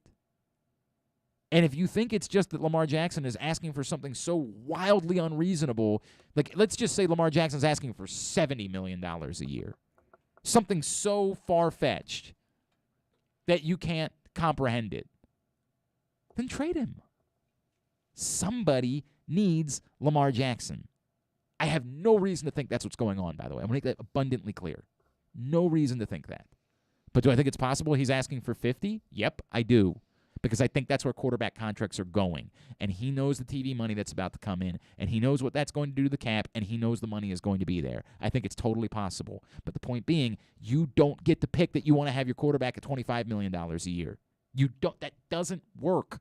We all want It'd be like walking in, and they're selling what does a Lamborghini run these days? Like $300,000. And saying, hey, I get it, but I feel like I'd rather pay $100,000 for it. Get the F out of here. I don't know how to feel about the shift thing, for what it's worth. I'm in a weird place with the shift. From Dave. Dave says, Glenn, I feel like it's embarrassing for baseball, but in a lot of ways, the shift also was embarrassing for baseball. I think your point about this not being what we fell in love with is well taken. I don't even know if that's my point, for the record, Dave. It's just I'm throwing it out there because I'm confused about the whole thing. I don't think they should ban this shift because I do think it's sort of a way of giving hitters a pass. That being said, I ultimately don't know that it isn't better for baseball. This is one of those perhaps necessary evils that I don't want, but might end up being something I'm good with. That might be about as close as I can define my feelings about it, Dave, honestly. I have no idea. I saw something that DJ Stewart retweeted last night. He retweeted a hitting instructor named Marcus Davis, who said the players wanting the shift banned has more to do with how they are valued by front offices than a refusal, quote, to take what the defense gives you, unquote. As a hitter, you do what gets you paid, and backside ground balls, bunt singles over the long haul doesn't do that. And it's an interesting point that's made. The players have brought this up. Why is it that you're not bunting through the shift? Why are you not forcing teams out of the shift? There's no glory in bunting. It's not just that there's no glory. It's teams kind of openly don't want you to do it. The manager, an old-school manager might prefer that you do it, but for the most part, an organization, it's the same way we talked about with the extra inning thing. You're getting a runner on second base, and teams still aren't bunting. Because analytically, you're not supposed to play for one run. You're supposed to play for an inning. You're supposed to play for multiple runs. You're supposed to swing away, swing for the fences, the whole deal. You're not supposed to settle and play your way for one run. So they're not going to do it because ultimately, every time Joey Gallo comes up, your opposing team says, we're going to continue. Even if you bunt every time, we're still going to assume that's a better result than if you hit a home run. We'd rather have you on first base than rounding the bases. So we don't care. We're not coming out of the shift. So their point is teams aren't paying guys that get on base. This isn't Billy Beane and Kevin Youkilis. They're paying guys that are hitting home runs. Is that fully true? Not fully true, right? I mean, there are plenty of guys that are all home runs that didn't get Chris Davis contracts.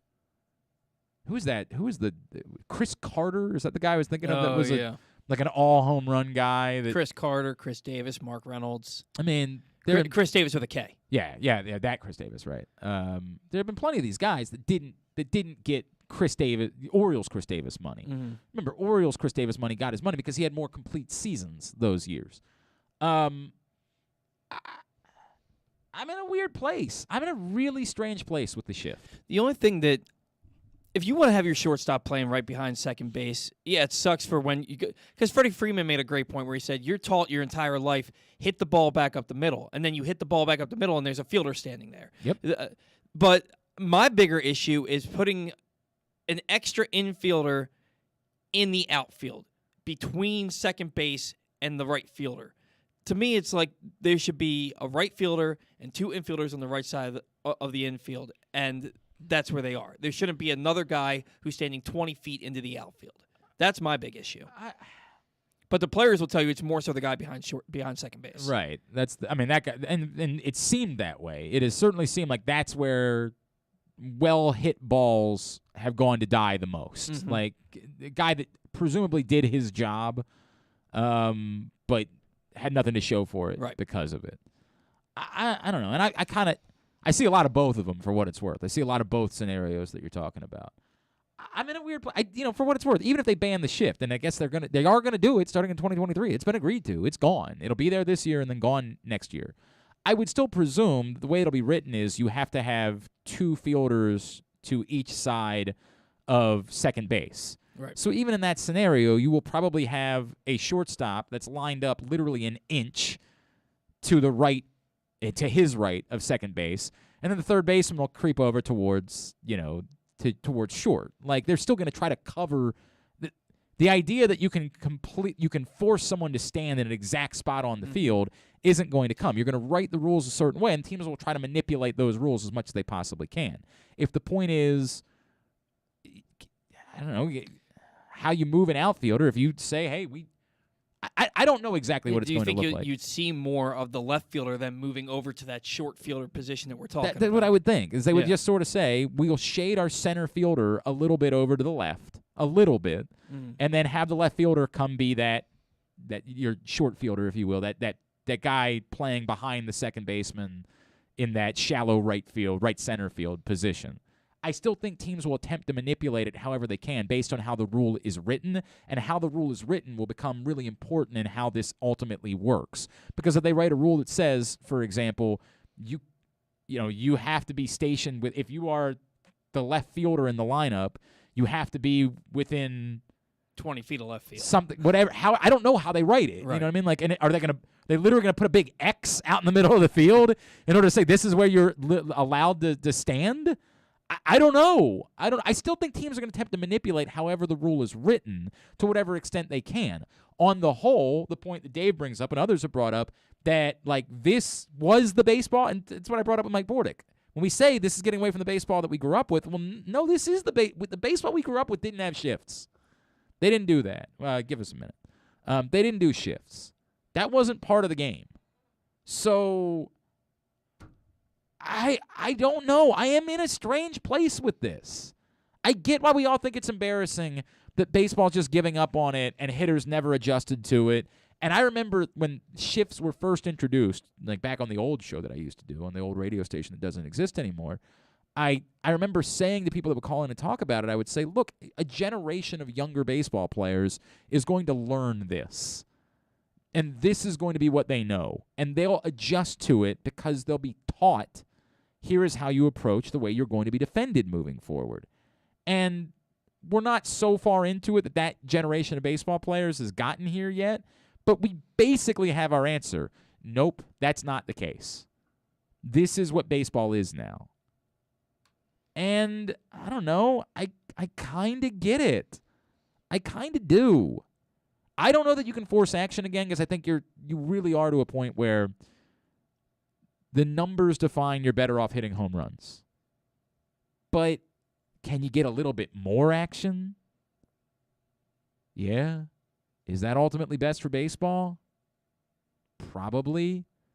Is it better for both the players and the owners? It's a more entertaining product for the owners. It's better for the hitters. I mean, I would think that pitchers would be the ones that would be up in arms about it, right? And we've seen a few pitchers that have said some things. Like, I don't think that Trevor Bauer is necessarily the guy that you want to be going to for a lot right now, although, to be fair, there were never charges actually brought against him. I don't know how that's all going to play out. It's certainly still awkward, but, he tweeted something out. It was oh man, I gotta pull up. It was like that you should ban off-speed pitch. What's next? We ban off-speed pitches. I'll tell you I specifically remember Richard Blyer on the Orioles getting upset he got a ground ball that would have been a double play to get out of the inning, and because the Orioles were playing in the shift, the shortstop wasn't there, and the ball went out into the outfield. But that's more rare, right? Like that, you don't get as much. You don't get that. You get way more of it benefits the pitchers than it hurts the pitchers. Like, I mean, you do. You get more situations. There was an article, and I can't remember the exact numbers. I read it yesterday from The Athletic. I guess Trevor Bauer deleted this tweet. It's not as egregious as you think. Yes, you get more outs. It benefits the pitcher more to play in the shift, but not as drastically as you would think. There's an article in The Athletic, and I can't remember who wrote it, but I read it yesterday. It might not be as drastic, but it has benefit, and it might be part of the reason why they're not the idea is it certainly helps a certain type of hitter, right? There's a certain type of hitter that it really helps. Other hitters, it's going to be 6 in one hand, half a dozen in the other. We don't need to keep the shift, so we're not going to fight about it, but it's not going to impact us all that much. To your point, the pitchers might say, ultimately it doesn't drastically change things for us, but for a certain type of hitter, it drastically changes their life. This definitely changes Joey Gallo's life. Oh, absolutely. Not that Joey Gallo is likely to become a different type of hitter, but still, it'll help him. There's no doubt about that. Bad news for the AL East. At the same time, the owners, they think it's better for the entertainment value of baseball. And so I don't know, I get it. I do. I get it. I understand why it is that we've gotten to this point, whether or not I wanted it. You can go ahead and call Jeremy if you'd like. The robot ump thing, there was a time where I screamed about it, and I probably still am closer to robot umps. Like, I definitely still prefer robot umps. I get Mike Bordick's point, and I have said for a long time, I do think that the automated strike zone will not be something that unanimously everybody is in love with. What he's talking about is the pitch that just happens to sort of clip a small, teensy centimeter of a corner of an automated strike zone and now gets called as a strike. It's going to be a thing, too. Like, that's going to happen. We see this in tennis with the Hawkeye system, where, like, you miss a shot, but it happens to get the teensiest back corner of white, and so it's a good shot. That's what the rule says it should be, 100%, but be prepared for that. The rule says if it touches even a dot of the strike zone, it's a strike. And if you want robot umpires, you're going to get that. I still think we're probably better off ultimately with robot umpires. And I'm a little surprised that the players are fighting about it. Honestly, I'm a little surprised that's something they're fighting about. Well, if you remember, there was an at-bat. Joe Nathan was pitching. He was pitching for Texas, and he threw like a slider that caught the corner of the plate, but where it ended up was like any other batter's box, and Angel Hernandez called it a strike. But and I agree with Mike Bordick on this. Robot umpires would probably call that a strike all the time. They're going to. Yeah. The way it's going to be the letter of the law. The letter of the law is if the ball touches this hypothetical box in any way, it's a strike. Mm-hmm. So if literally a stitch of a baseball crosses through the absolute upper 90 corner, like imagine it as a soccer net, something that would hit off the post. But because there's no post in a strike zone, it touches it. An automatic robot umpire is going to have no choice. That's a strike. Right. That's the way it goes. And people are going to complain about that. That's going to happen. But if you want robot umpires, that's what you're going to get. For collateral, that might just have to be part of the collateral damage. I still probably lean towards robot umpires. Just get the calls right. How much better do you think pitching becomes after that? I think it definitely benefits the pitchers. There's no question about that. That's definitely beneficial to the pitchers to go to robot umpires. And that might ultimately be the reason why the players are balking at it, is because there's more hitters than pitchers that are employed in the union, and they sort of say to themselves, I see what you did there. That wasn't even intentional. That's where they are. The pitch clock, I mean, that's a rule that's existed before, and then the larger bases. Like, for example, at first base, I think we all agree that's a good thing at first base. Like, let's try to limit injuries with larger bases. You can say whatever you want about it allowing somebody to get to the base a little bit quicker, and that makes it artificial. That's fine. But specifically at first base, we've seen enough catastrophic injuries there that I'm all for. I mean, you go play recreational kickball. We put two different bases out. I am all for there being less injury issues at first base in particular. I guess he wasn't there. I guess this is probably him calling back. This is Jeremy Conn who said, join us. If you ever lost it at some point. But we're good. We're good. We'll get to him right now. It's Monday. Every Monday we talk to Jeremy Conn. Of course, from the Big Bad Morning Show on 105.7 The Fan. He makes his picks every day at PressBoxOnline.com. What's going on, brother? How are you, my friends? What's up, man? I tried to grab lunch really quick. I was like, they haven't called me yet, and then, of course, I get hung up. It's my. Blame me. Don't blame Paul. It's my fault. No, I'm sorry. on that one, that was my fault. I hit the whole button, but it. Well, you know what? You know what? Next lunch is on me. What were you going to enjoy today, Jeremy? Oh, a delicious Wawa quesadilla. Oh, we of course are Royal Farms people here. We like Royal Farms here at PressBox, but that sounds. I know, Jeremy. I know. You don't know it. You don't know it to me. I'm just saying, me personally, Glenn Clark is a Royal Farms man. Let's like that. But I'm an equal opportunity guy. It's not like I don't. I divulge or I get into whatever is near me. You know, yeah. Whatever's convenient for you. All right, I hear you. I completely get it. All right, what do you make of the shift? Let's talk about it. What do you make of it? What do I make of what? Say it again. Shift. The shift? I hate every shift. I hate the morning shift, the night shift. No, so there's a couple thought processes on this. So I don't fully agree with like Trevor Bauer saying that, it's like taking away changeup from pitchers or breaking balls or something, because like if we look across the board at other leagues, we have illegal formations on offense in football. We have, certain types of defense you can't run in the NBA. Now they've lightened it up and you can run zone, but they still have a defensive 3 seconds. And if you're going to trap somebody, double somebody, you have to do it right away. You can't just stay in the passing lane. So I'm open for this. Like I still think they're going to find ways around it. Like you're just going to put somebody in motion once the ball is pitched, but I'm all for it. I don't have an issue with it. Like I don't have a problem if they don't change it either. So maybe I'm a little indifferent, but I'm interested to see how this works, to see how good is Joey Gallo when they can't put 5 guys in right field. And I don't think he's going to suddenly become Tony Gwynn. Let's make that abundantly clear. As I just said, said, goes from 220 to 235 right. or something. Joey Gallo is going to be Joey Gallo. That'd be a good year for him. That'd be a great year for him, obviously. Wasn't he a lawyer in New York? Joey Gallo? Yeah, sounds about right. Yeah, that sounds. Joey Gallo. Joey Gallo. Oh, it's a Callow. Look, man, it's sort of what I just said. Somebody emailed or tweeted, Dave said it might ultimately be a necessary evil. And I kind of feel like, I think the reaction to this is it's embarrassing that hitters never adjusted. And I don't inherently disagree with that.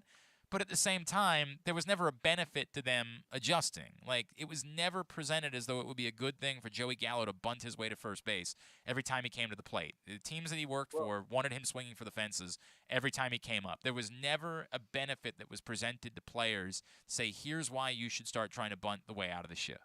But isn't that a lot like a lot of the Latin ball players when we would say, man, they sure do strike out a lot. I wish they walked more. Yeah, but they don't. Like, we can't walk our way off the island, right? Yeah, and that's what they would tell you. So now they got to adjust, and that's why you get a lot of really really good bad ball hitters like Vlad Guerrero was. Like, I mean, you're throwing ones that bounce in there, and he's rifling them down the left field line for a triple. You know, so I think it's kind of a catch-22. It's going to help in some areas. It's going to hurt in others. And again, I'm really indifferent to it. To me, the biggest things, they're working on all these little things. It's like, figure out the money, and then everything else will fall into place. Yeah. Like, once they figure out the money, can't we negotiate some of this other stuff on a smaller level and get baseball going? But that's what this takes. If giving the owners this is what it took for them to come back to the players' numbers, I'm fine with that, right? Like, to your point, the owners really wanted to ban the shift. The players, they're giving up a concession. But it's not something that's drastically changing my life as a baseball fan. I'm not so in love with watching the shift. I don't go to a ballpark and say, God, I hope I get to see 10 shift plays tonight. So if that's what we got to do in order to get closer to playing baseball, by all means, I'm not going to feel strongly about it in any sort of way. It's weird. I do think that it ruffles a lot of people's feathers, but they're not sure why it ruffles their feathers, right? Like, they're not really certain. Even when we brought on Bordick earlier this morning, he's like, well, it just feels like they're getting away from what baseball was. But I said back to him, like, I hear you, Mike, but like when you came up, there was no shift. Like what baseball? I mean, let's be honest. They found a loophole in the system where it's like, hey, we got to see. Can they bunt now? Can they go the opposite way? And again, I do think pitchers will adjust to this accordingly. I think we'll see, pitchers either pounding the ball inside on guys and making sure they pull it and bash it into the ground. Or if you get a straight pull hitter, maybe you pitch him outside, away, and see what he does. Now that the defense is set up. Away. Yeah, absolutely. It's our new chant that we're going to start when we get to games. Look, I'm with you. I do think they'll adjust to it ultimately, and I don't think it's going to make that drastic of a difference. I think it's the type of thing that sounds shocking that isn't all that shocking. I don't think it really betters baseball that much. I certainly don't think it makes it worse, right? That's the gut that I come to after all this. What about the robot umpire thing that the players are still balking at? Where are you with that? I mean, I don't like it. Like, people always say we need the human element. Well, if the human element's screwing up, but I do. Like, there's sometimes watching something on Pitch Track where you watch it in real time, and you're like, well, that's a ball, and then all of a sudden they show you the Pitch Track, and it's like, well, no, actually, it caught the front corner of the plate. It's like, how? I don't know. Like, an umpire is going to have a strike zone. Like, I talk about this from a gambling standpoint because Bill Miller is the best pitcher's ump in all of baseball. So whenever he's on the mound, it's like, hey, you might want to lean towards betting an under because he's going to make Garrett Cole look like he's the second coming of Bob Gibson. Like, it turns into something of that nature when he's on the mound. Does that mean that guys aren't going to hit the baseball and a pitcher's going to be bad that day? No, but it's going to be a lot more difficult on them. And so I think that you're going to see these guys adjust, but I don't I don't like the idea of robot umpires. I'm fine, but like, can you turn around and argue with a robot ump? Does that mean you're automatically wrong? Do machines not make mistakes? I don't know. I mean, essentially, what they're going to say, the rule's the rule. You have to deal with it. It's collateral damage, and to some extent, I would accept collateral damage of what you're talking about. That thing that we all don't think is actually a strike, but by the letter of the law, it is a strike, so it's going to be called that way. I'd accept that to make sure we got the calls right. Like, I would accept but wait that. until we have one of those games, Glenn, that the robot ump is off, and they find out afterwards, and it's like, well, see? Boy, you say that, man, but like as a tennis fan, and this is something that I can speak to a lot, there is no wrong. Like, it is just Bible. Whatever that machine says a shot was, there is no going back and arguing about it later. Somebody saying, hey, I need you to look at this again. That machine always, always, always works. Always. And it is not controversial. Does it always work? Jeremy, always. Always works. Like, it's insane. So because it always, like, I think this is the tennis fan in me, the guy that's been like that would desperately love to have that available to me when I play tennis with my buddies on a Sunday afternoon, because there's a million times where we're all just sort of like, we don't know, we weren't looking down at the ground, we were getting ready to try to hit a shot we think it might have been in, like, you know, thankfully we all like each other. I can't wait for Manny Machado to turn around in a robot ump. You can't be serious. That's definitely the John McEnroe line going to occur for sure. Smashing is bad. It's going to happen. That's definitely a thing. Okay, so one more on baseball. When you saw, and again, we got to be fair about this. This was a credible Latin American reporter. Like, this was not some blogger somewhere. The reaction to this Carlos Correa thing last week, I thought was misguided, because there were a lot of people that tried to trash the dude. And that's not fair. This guy is a credible he's a member of the Baseball Writers Association in America. This isn't a troll on the internet that was trying to get people to believe that Hollywood Brown was quitting football in order to play video games. This was a legitimate reporter who threw out there that the Orioles offered Carlos Correa 10 years and over $300 million before the lockout began. And all of us here are wildly skeptical for good reason, right? Like, for good reason we're wildly skeptical, because, you know, we've been around this organization.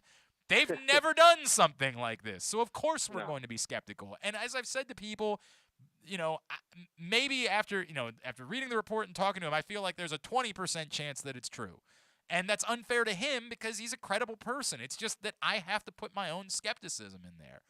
Where are you with your thought process based on, like, you know, is it possible they really did this or they would do this? And then let me go the second step, which is, should they have, or should they be? Like, would there be sense to the Orioles trying to consider getting into the Carlos Correa sweepstakes when the lockout ends? Well, yeah. Well, I mean, a couple things. So let's talk about the CBA. If the CBA changes things on how your business model should be structured, and as far as like keeping minor league players a little bit longer, just so their clock doesn't start, if that changes, what if it changes from an aspect of, you know, you start looking at losing games doesn't necessarily give you the best pick in the draft that they do to go to some lottery format, which still, losing games is still going to help you get a better pick.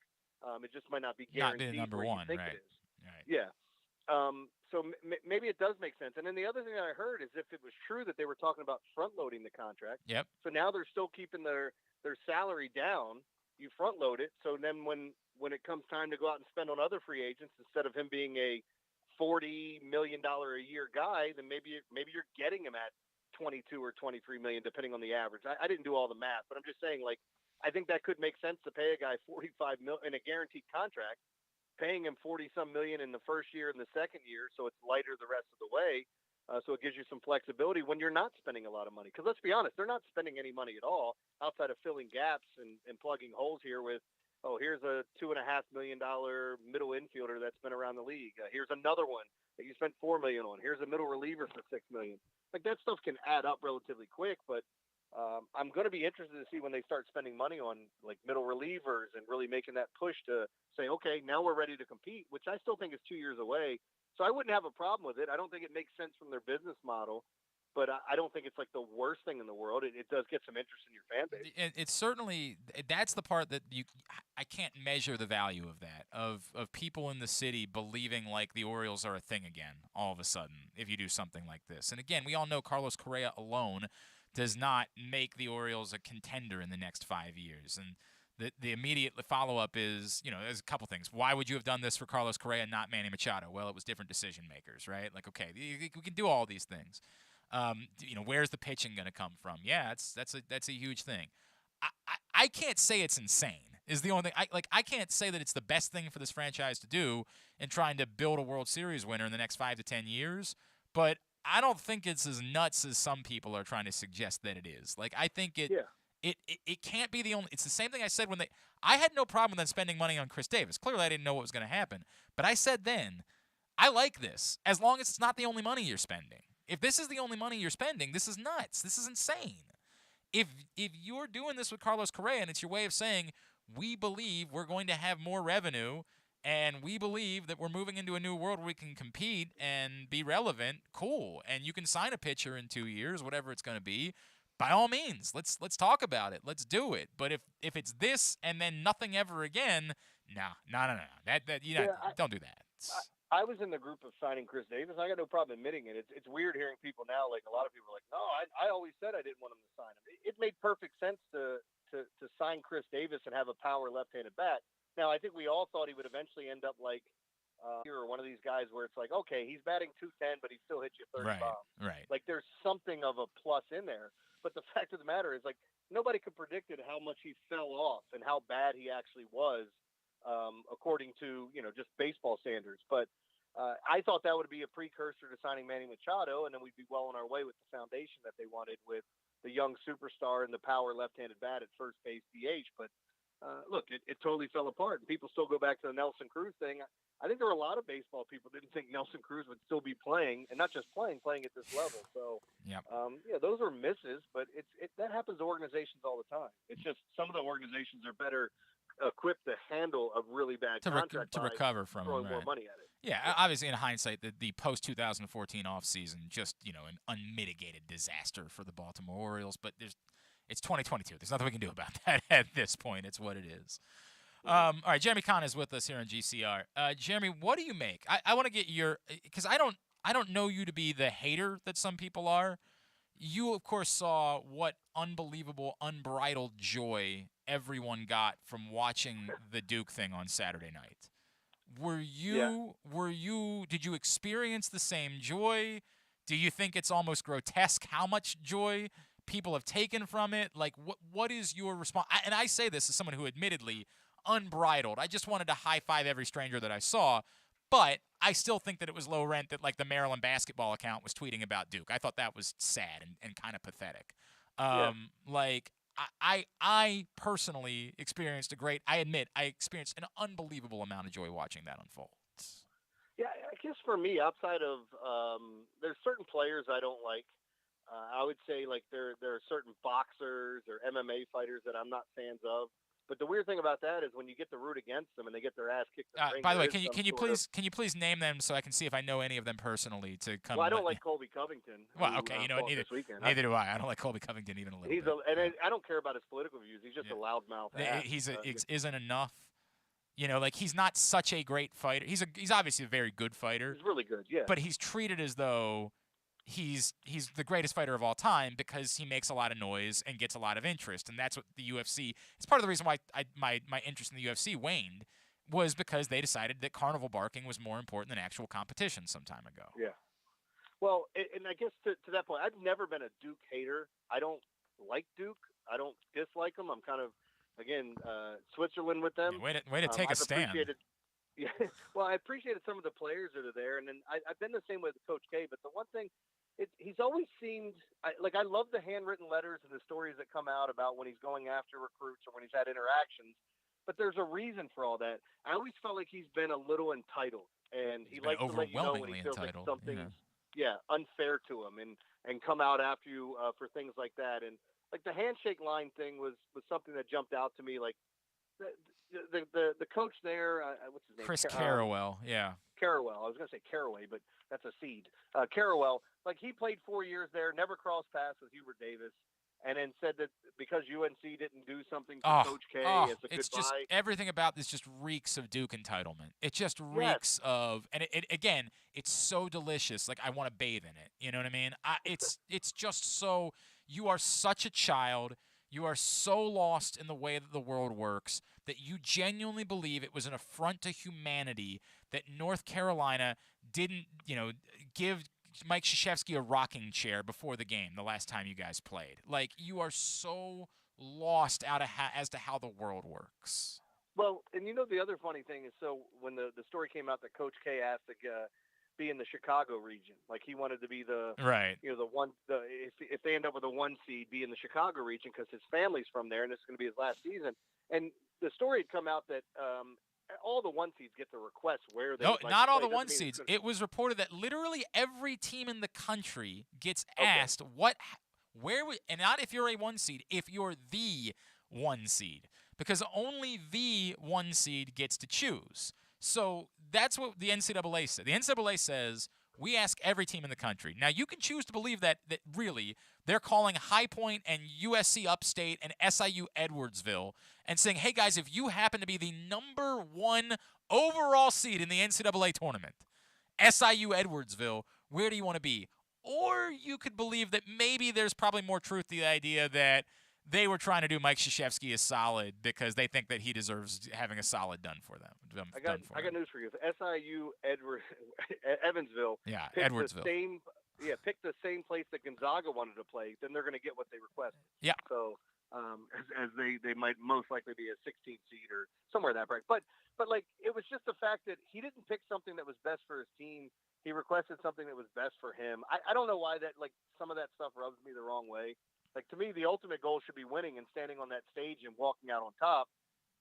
Playing in Chicago doesn't behoove you. And by the way, anybody that Coach K wants at a game, they can be they can make it. Yeah, I'm sure he's going to really struggle to buy a plane ticket for somebody to come to Charlotte instead, right? Yeah, his little brother Quincy that can't afford to fly anywhere. I'm pretty sure that he would pay for Quincy to get there, right? If that were the case. And I don't know if he has a little brother named Quincy. Who knows? 100% right. But no, oh my God. Krzyzewski. Yeah, Quincy Krzyzewski. The Chris Carrawell thing. I just wanted to bathe in it. It was just so petulant. It was so. And this is what I tell people about the experiences I've had down at, like, they are on a different planet where they genuinely believe that they are more important because they go to Duke or because they're, I think we know people in our lives that have no association with Duke for any reason but decided they were going to be Duke basketball fans because they didn't, they wanted to embrace something that won, like whatever it was. That they think it makes themselves more important because of their association with Duke basketball. And, oh, God, just being able to watch that institution crumble, they genuinely couldn't believe this could possibly happen. How did you not understand that this was the script for how this went? That we could just celebrate. He's God of basketball. Right. I mean, look, he's a great coach, great recruiter. I do think a little full of himself as no question he's about longer and longer in his career. Yeah, I mean, he screamed at Dylan Brooks because Dylan Brooks had the audacity to not just take a shot clock violation at the end of the game in the NCAA tournament a couple years ago. Yeah, so he screamed at. I mean, he is there. And by the way, this happens with a lot of guys where they're very poor losers. Like, yes. I do appreciate Bill Belichick shaking somebody's hand after the game, which routinely he does. There might have been a few times. There have been a few times where he's been abrasive about it, but yes, he's always done it. Yeah, it's kind of like the handshake, goodbye, see you, and then right. walk out. Right. But there are coaches that, like, Harbaugh is a terrible loser. Terrible.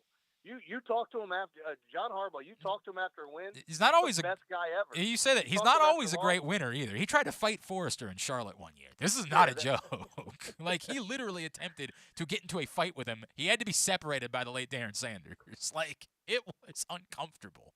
What did Drew do? Oh, I can't even remember. It's funny because Drew reminds me how innocuous it was every time. I had gone into the locker room after the press conference, so I missed.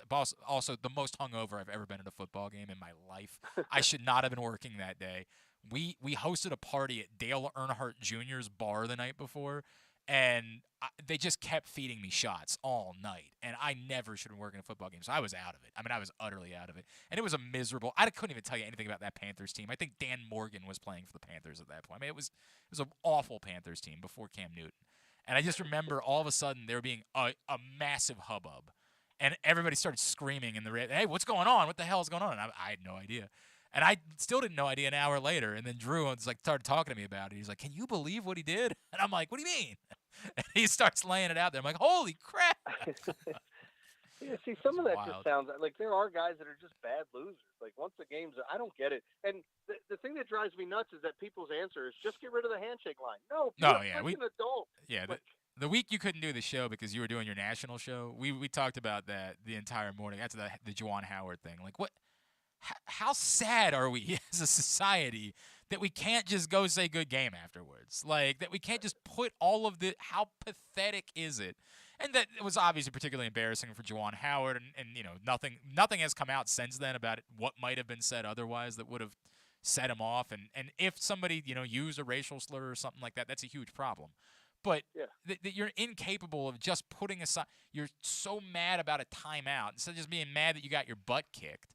And you can't just say, hey, good game, and deal with it and go back and coach your team instead of coaching somebody else's team. It is amazing how butthurt some people get when they lose over things that we look at and say, it's kind of inconsequential. Like, if you wanted to if you have 3 timeouts left, you can still use them and insert players that don't get in games.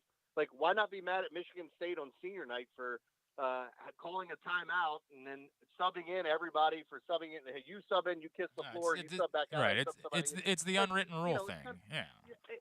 It's one of those weird things where I'm watching and going, this seems a little over the top, but okay. Like, couldn't you just you're up 10 with 40 seconds left. You're winning the game.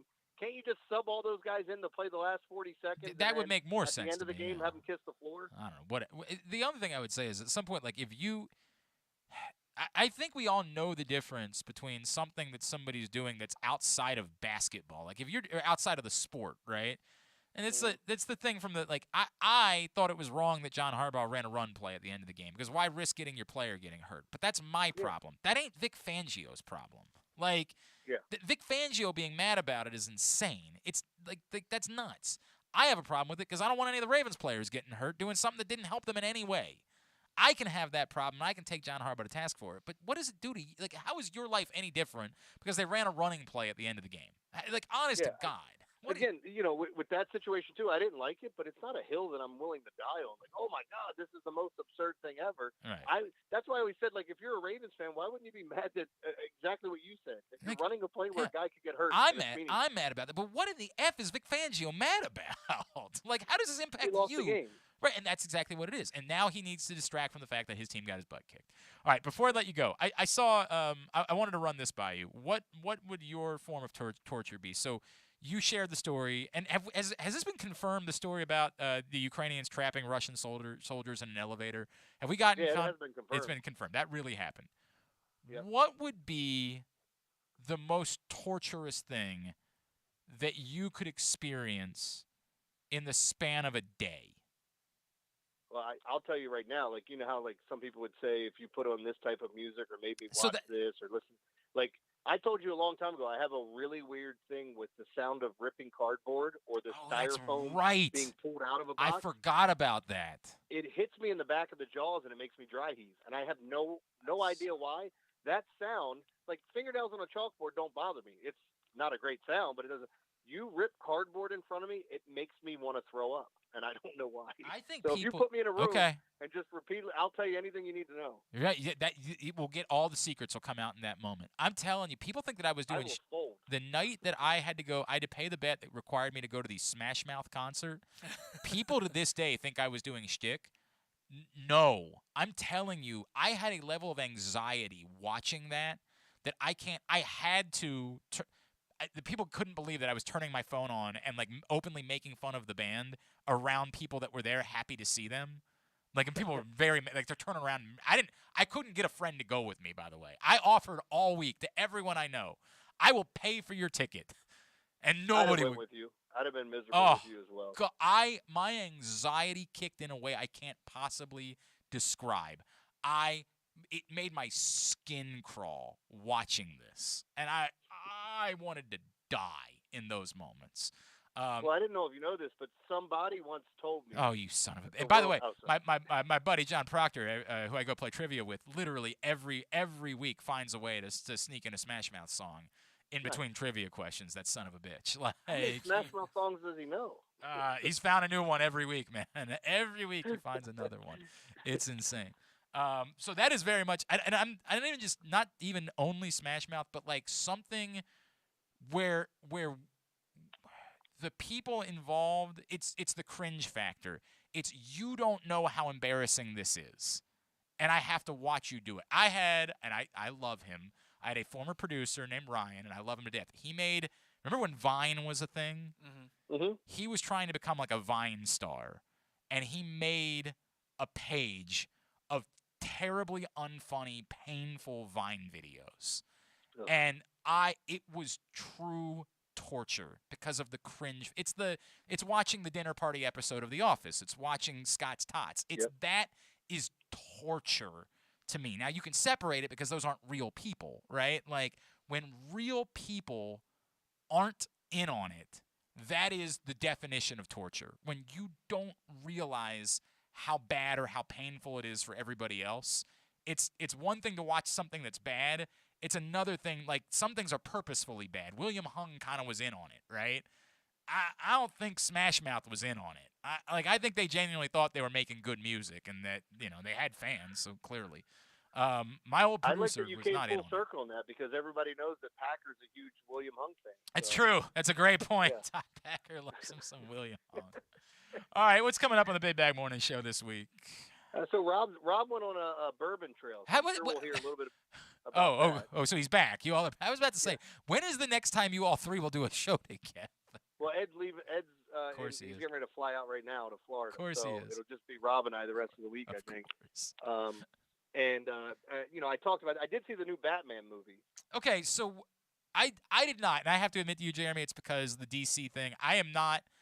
There has not been a single DC movie since Dark Knight Rises that I have felt inclined to go see in a theater because I'm just at a place in my life where I can't. Investing 3 hours into something that might be good but isn't necessarily fun, I don't know, man. It's just not a way I can spend 3 hours of my night. The only other thing, like the Suicide Squad movies, I thought were okay. I didn't think they were anything special, but I thought they were entertaining. The Peacemaker thing is the best thing that DC's done since. The first Wonder Woman was decent. The rest of them, you can have all of them. Like they're like Aquaman, trash. And there's a cameo in Peacemaker in the final episode that is so amazing, so funny. If you haven't watched it yet, Peacemaker is perfection. It's perfect. This is not a bit, Jeremy. I wake up every morning, and in order to because I always try to do crunches when I wake up to get my day going. The opening scene? I'm not kidding. Every goddamn morning, I put the song on. I do it every day. It's that perfect. So the new Batman is dark. It's really dark, and I don't mean like visually. It's just so Paul Dano's playing the Riddler, and he does a phenomenal job of just being an absolute creep. And there's some funny stuff mixed into it, but it's primarily like he's just a dark creature. And the Batman stuff's totally different. I thought Pattinson did a good job for the role he was playing. I like the Colin Farrell stuff with him being the Penguin. If you'd have given me 100 guesses and didn't tell me it was Colin Farrell, I would have never guessed it. Wow. So I thought there's a lot of good things. It's really long though. Like I was in the movie theater for like 3.5 hours. That's what I'm saying. With a half an hour of previews, man. It was, and so I thought it was really well done. I'm interested to see which direction they take it in. They leave it open for more, but yeah, it was good. I'm gonna watch it, but I'm gonna watch it on HBO Max. I can't carve out that much of my day for dark. It's a lot. Yeah. It's just I gotta go have fun. I gotta go enjoy my experience. People can say, that makes you a child. I don't know, man. You can say whatever you want to say. I just can't.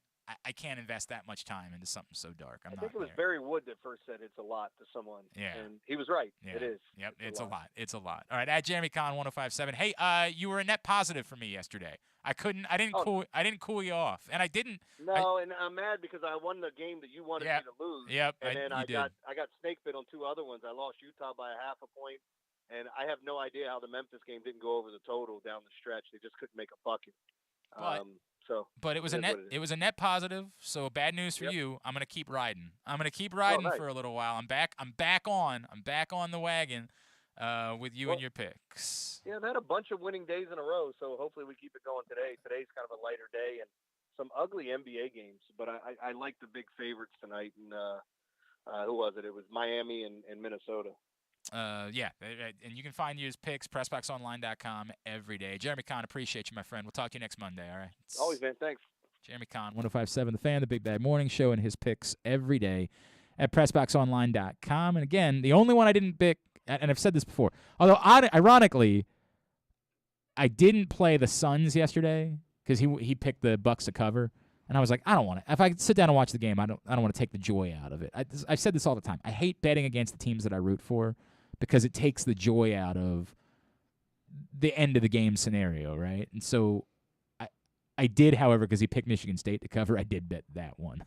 And then I felt bad about that because there was that in the second half. If you watch any of the Maryland-Michigan State game, and I flipped over as I was really paying attention to the Navy game and the Suns game, but I flipped over because all of a sudden it went from a 21-point game to like a 3-point game in the second half. And you're like, what the hell's going on? And so I started to have those feelings where I started to feel bad. I'm like, I am conflict in these moments.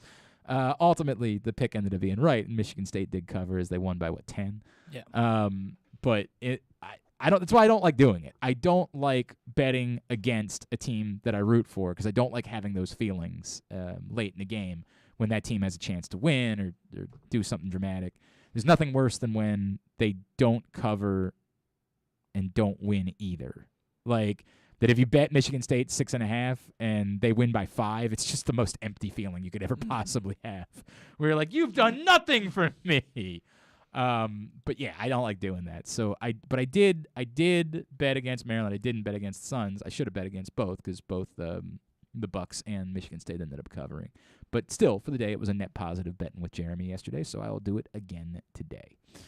And the way that I do it is he identifies his top plays, so I'll bet a little bit more on his top plays and a little bit less on the rest of the picks that he does. So that's the way that I handle that. All right.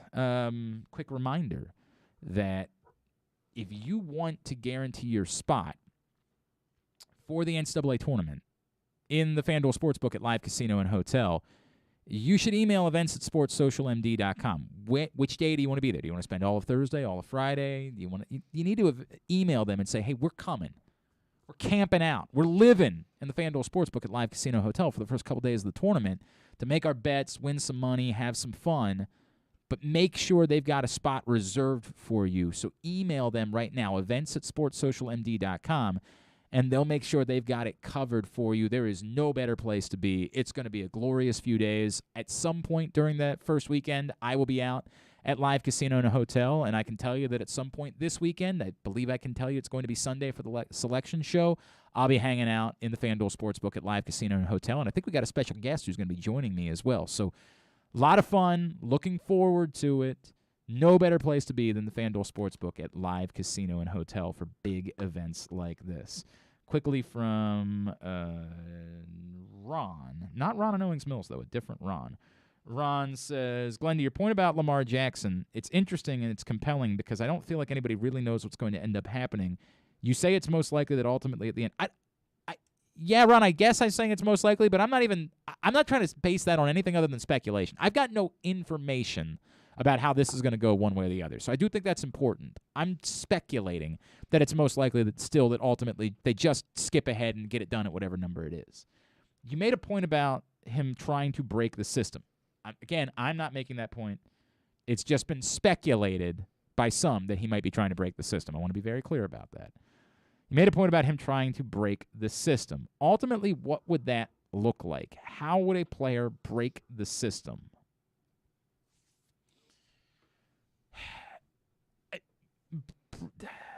It's a great question, Ron. In part, going a series of short-term deals would be the extent of breaking the system that you could do right now. Saying, I'm never going to put myself in a position where I'm not one of the top 3 paid players in the NFL.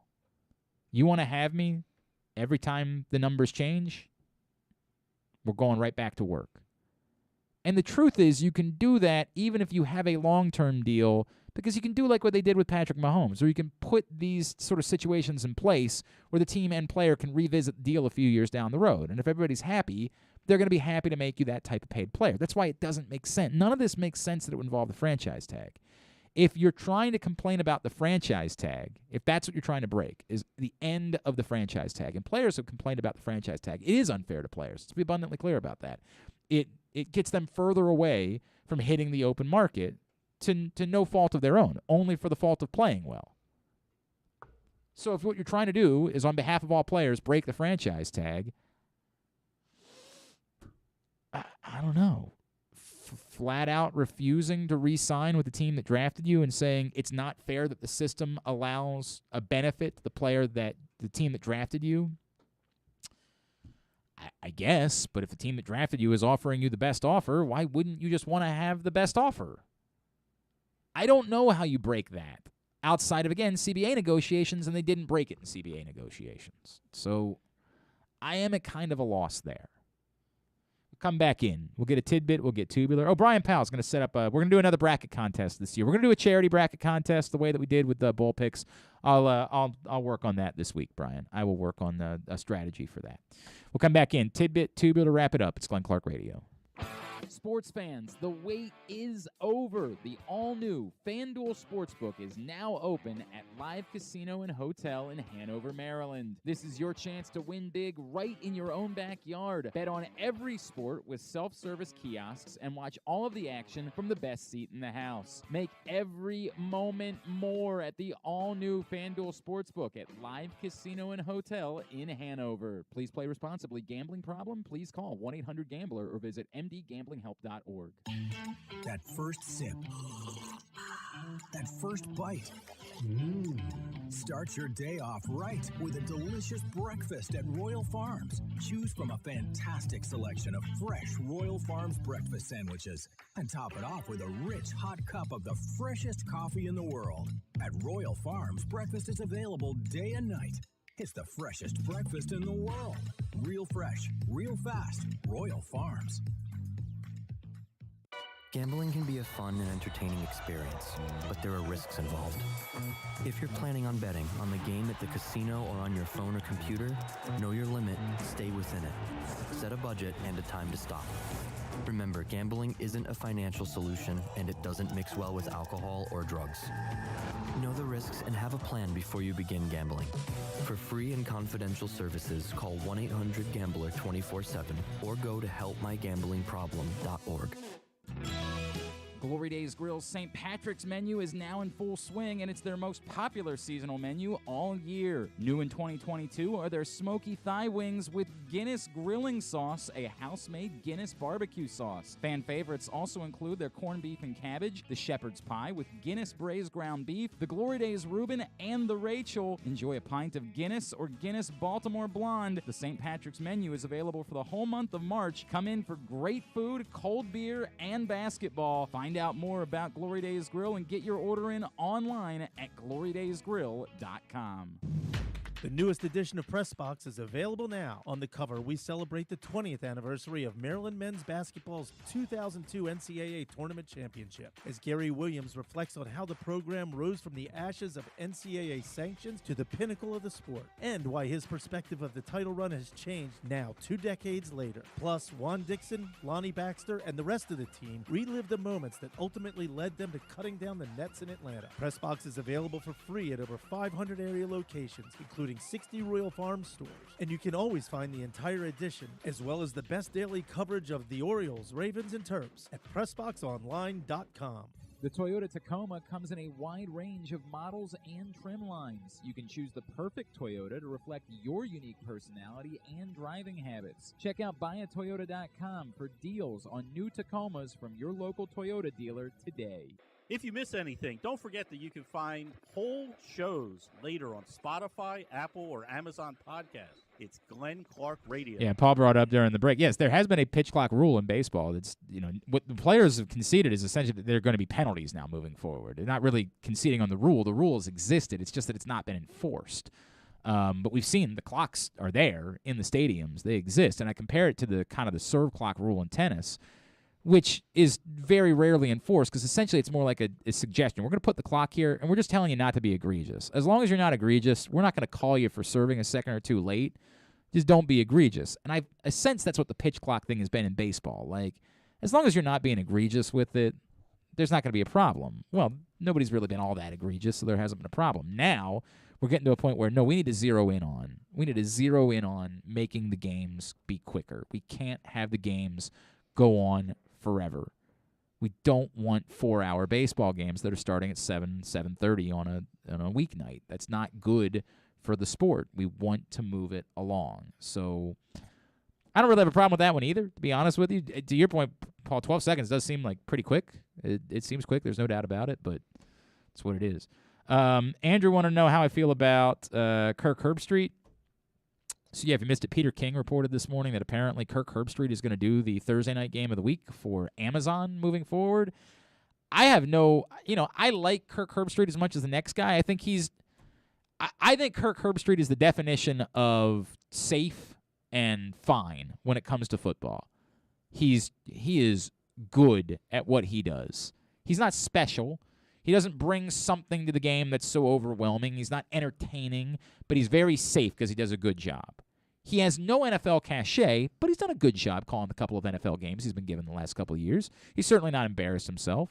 And it's not as if, Charles Davis doesn't have much of an NFL cachet. He's a good NFL broadcaster. There's somebody else I was thinking of that didn't really have much of an NFL career, but yet is a good NFL analyst. And Bucky Brooks doesn't do games. There's somebody else that I was thinking of that didn't really accomplish much in the NFL, but yet is a decent NFL analyst. Kirk Herbstreit has no NFL cachet. The only thing I would say about this is I don't think anybody's demanding more Kirk Herbstreit. And it's the thing that made no sense like they had him do a bowl game on the 31st, one of the second semifinal game, and then fly overnight to call the Rose Bowl the next day in Pasadena. And all I can think to myself is, like, there are other analysts.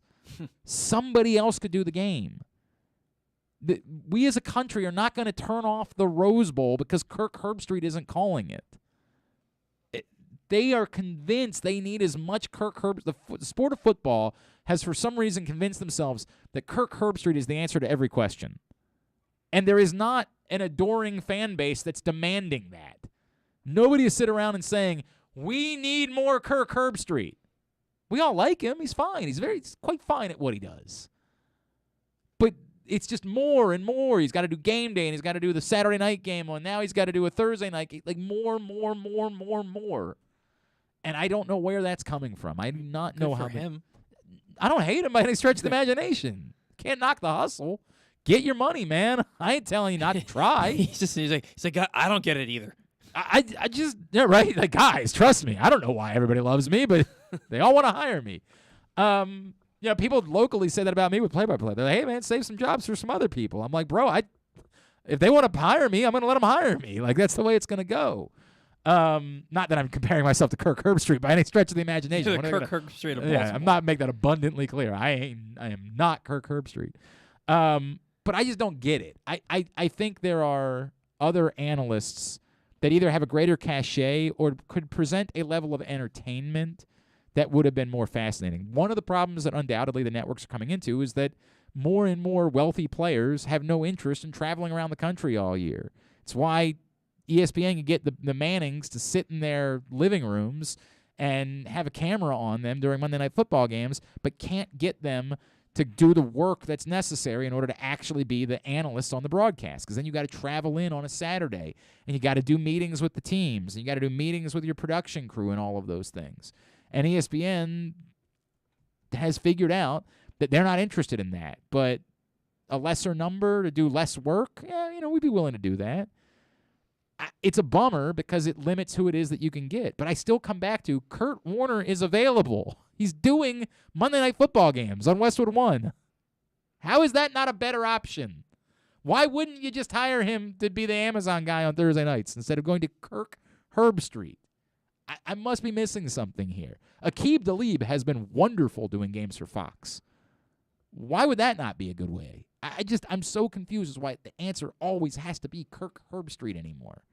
Again, and I feel like I'm trashing him when I say that. I like Kirk Herbstreit, but it's just so much. It's almost overwhelming, man. Like, we don't need this much Kirk Herbstreit in our lives.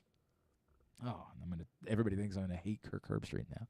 Tidbit brought to you today by Glory Days Grill, where the St. Patrick's menu is available. They got the Guinness grilling sauce for the smoky thigh wings. Oh, yeah, the Reuben, the Rachel. It's all available.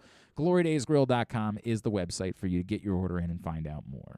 All right, so we all know the story of the Maryland game versus Michigan State yesterday. They trailed 18-1 after starting 0 for 14 from the field. But in the second half of the game, Eric Ayala fueled a furious comeback, scoring 17 of his 19 points on 6 of 11 shooting, including 5 3-pointers, helping bring Maryland, who trailed by as many as 22, to within 3 points with just over 7 minutes remaining. The 5 3-pointers brought Ayala within 9 of the second-place mark in school history of 230, set by Gravis Vasquez, a number that is likely safe, barring a run in the Big Ten tournament by Maryland. Despite being third all-time in school history in three-point field goals made, Ayala currently has 1,432 career points, which is a good college career, but doesn't sniff Maryland's top 10 all-time scorers. Nope.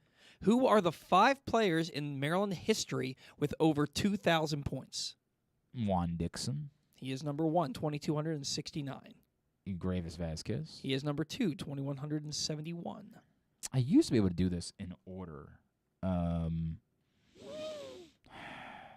I'm trying to remember who's third. Third is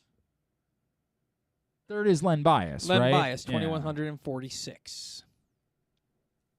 Those are the ones I knew you'd get.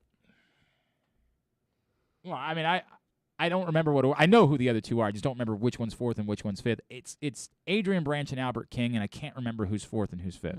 Who passed one of them? It's Albert King, but Adrian Branch is not. Who passed Adrian Branch? Who passed Adrian Branch? You got to guess. Who in the world passed Adrian Branch? Adrian Branch does not have 2,000 points. Adrian Branch most definitely has 2,000 points. He does not. There's no world in which Adrian Branch doesn't have 2,000 points.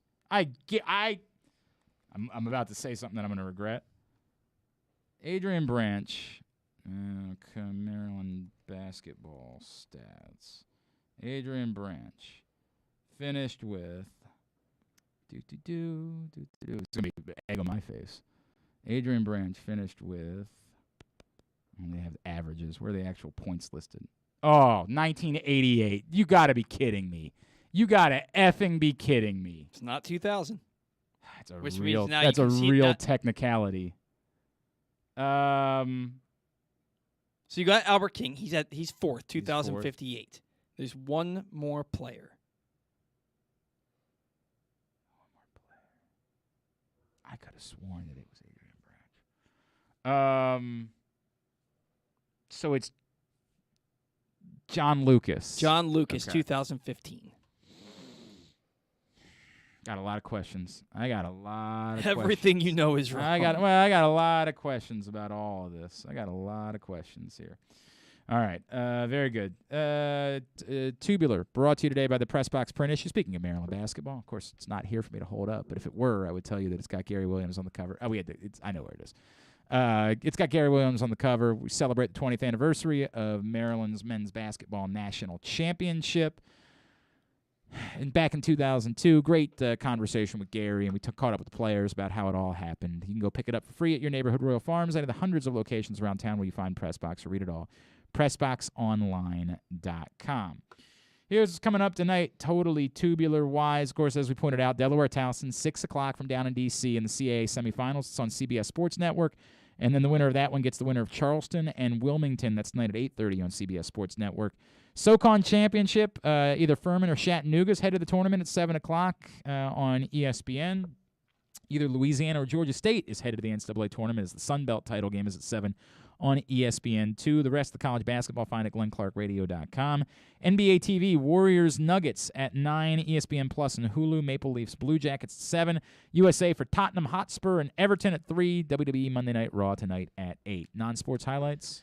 The Gilded Age at 9 and My Brilliant Friend at 10 on HBO. You have a new episode of American Dad there tonight. Is controversy.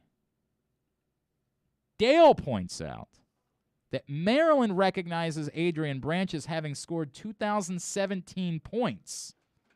And on their list, he is 5th.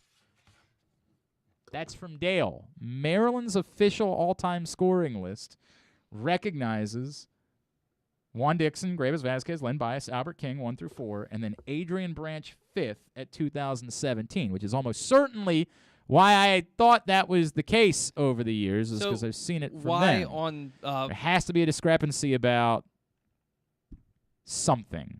I use the sports reference page, like the college basketball equivalent of And you know what? That's where baseball that's where I looked to find his total of 1,988 points. That's where I looked as well. But Maryland officially recognizes Adrian Branch as 2,017 points and 5th all-time.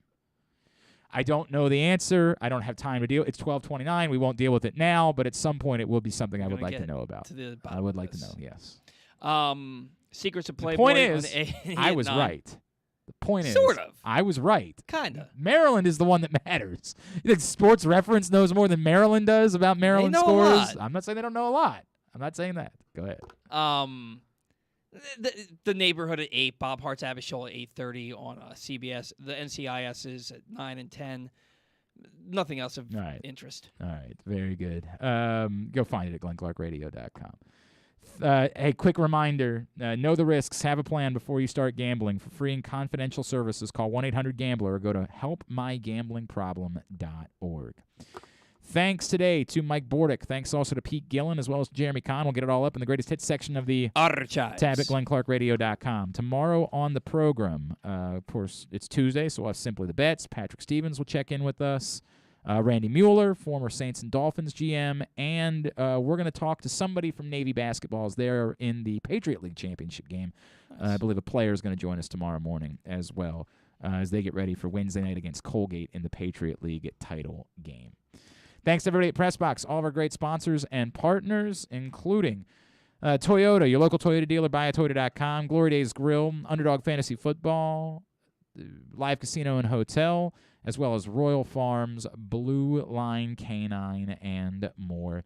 Thanks to Paul. Follow him on Twitter at Paul Valley III. Follow us on Twitter and Instagram at Glenn Clark Radio. Have a great Monday night. Go Towson. Duke sucks. Ohio State sucks too.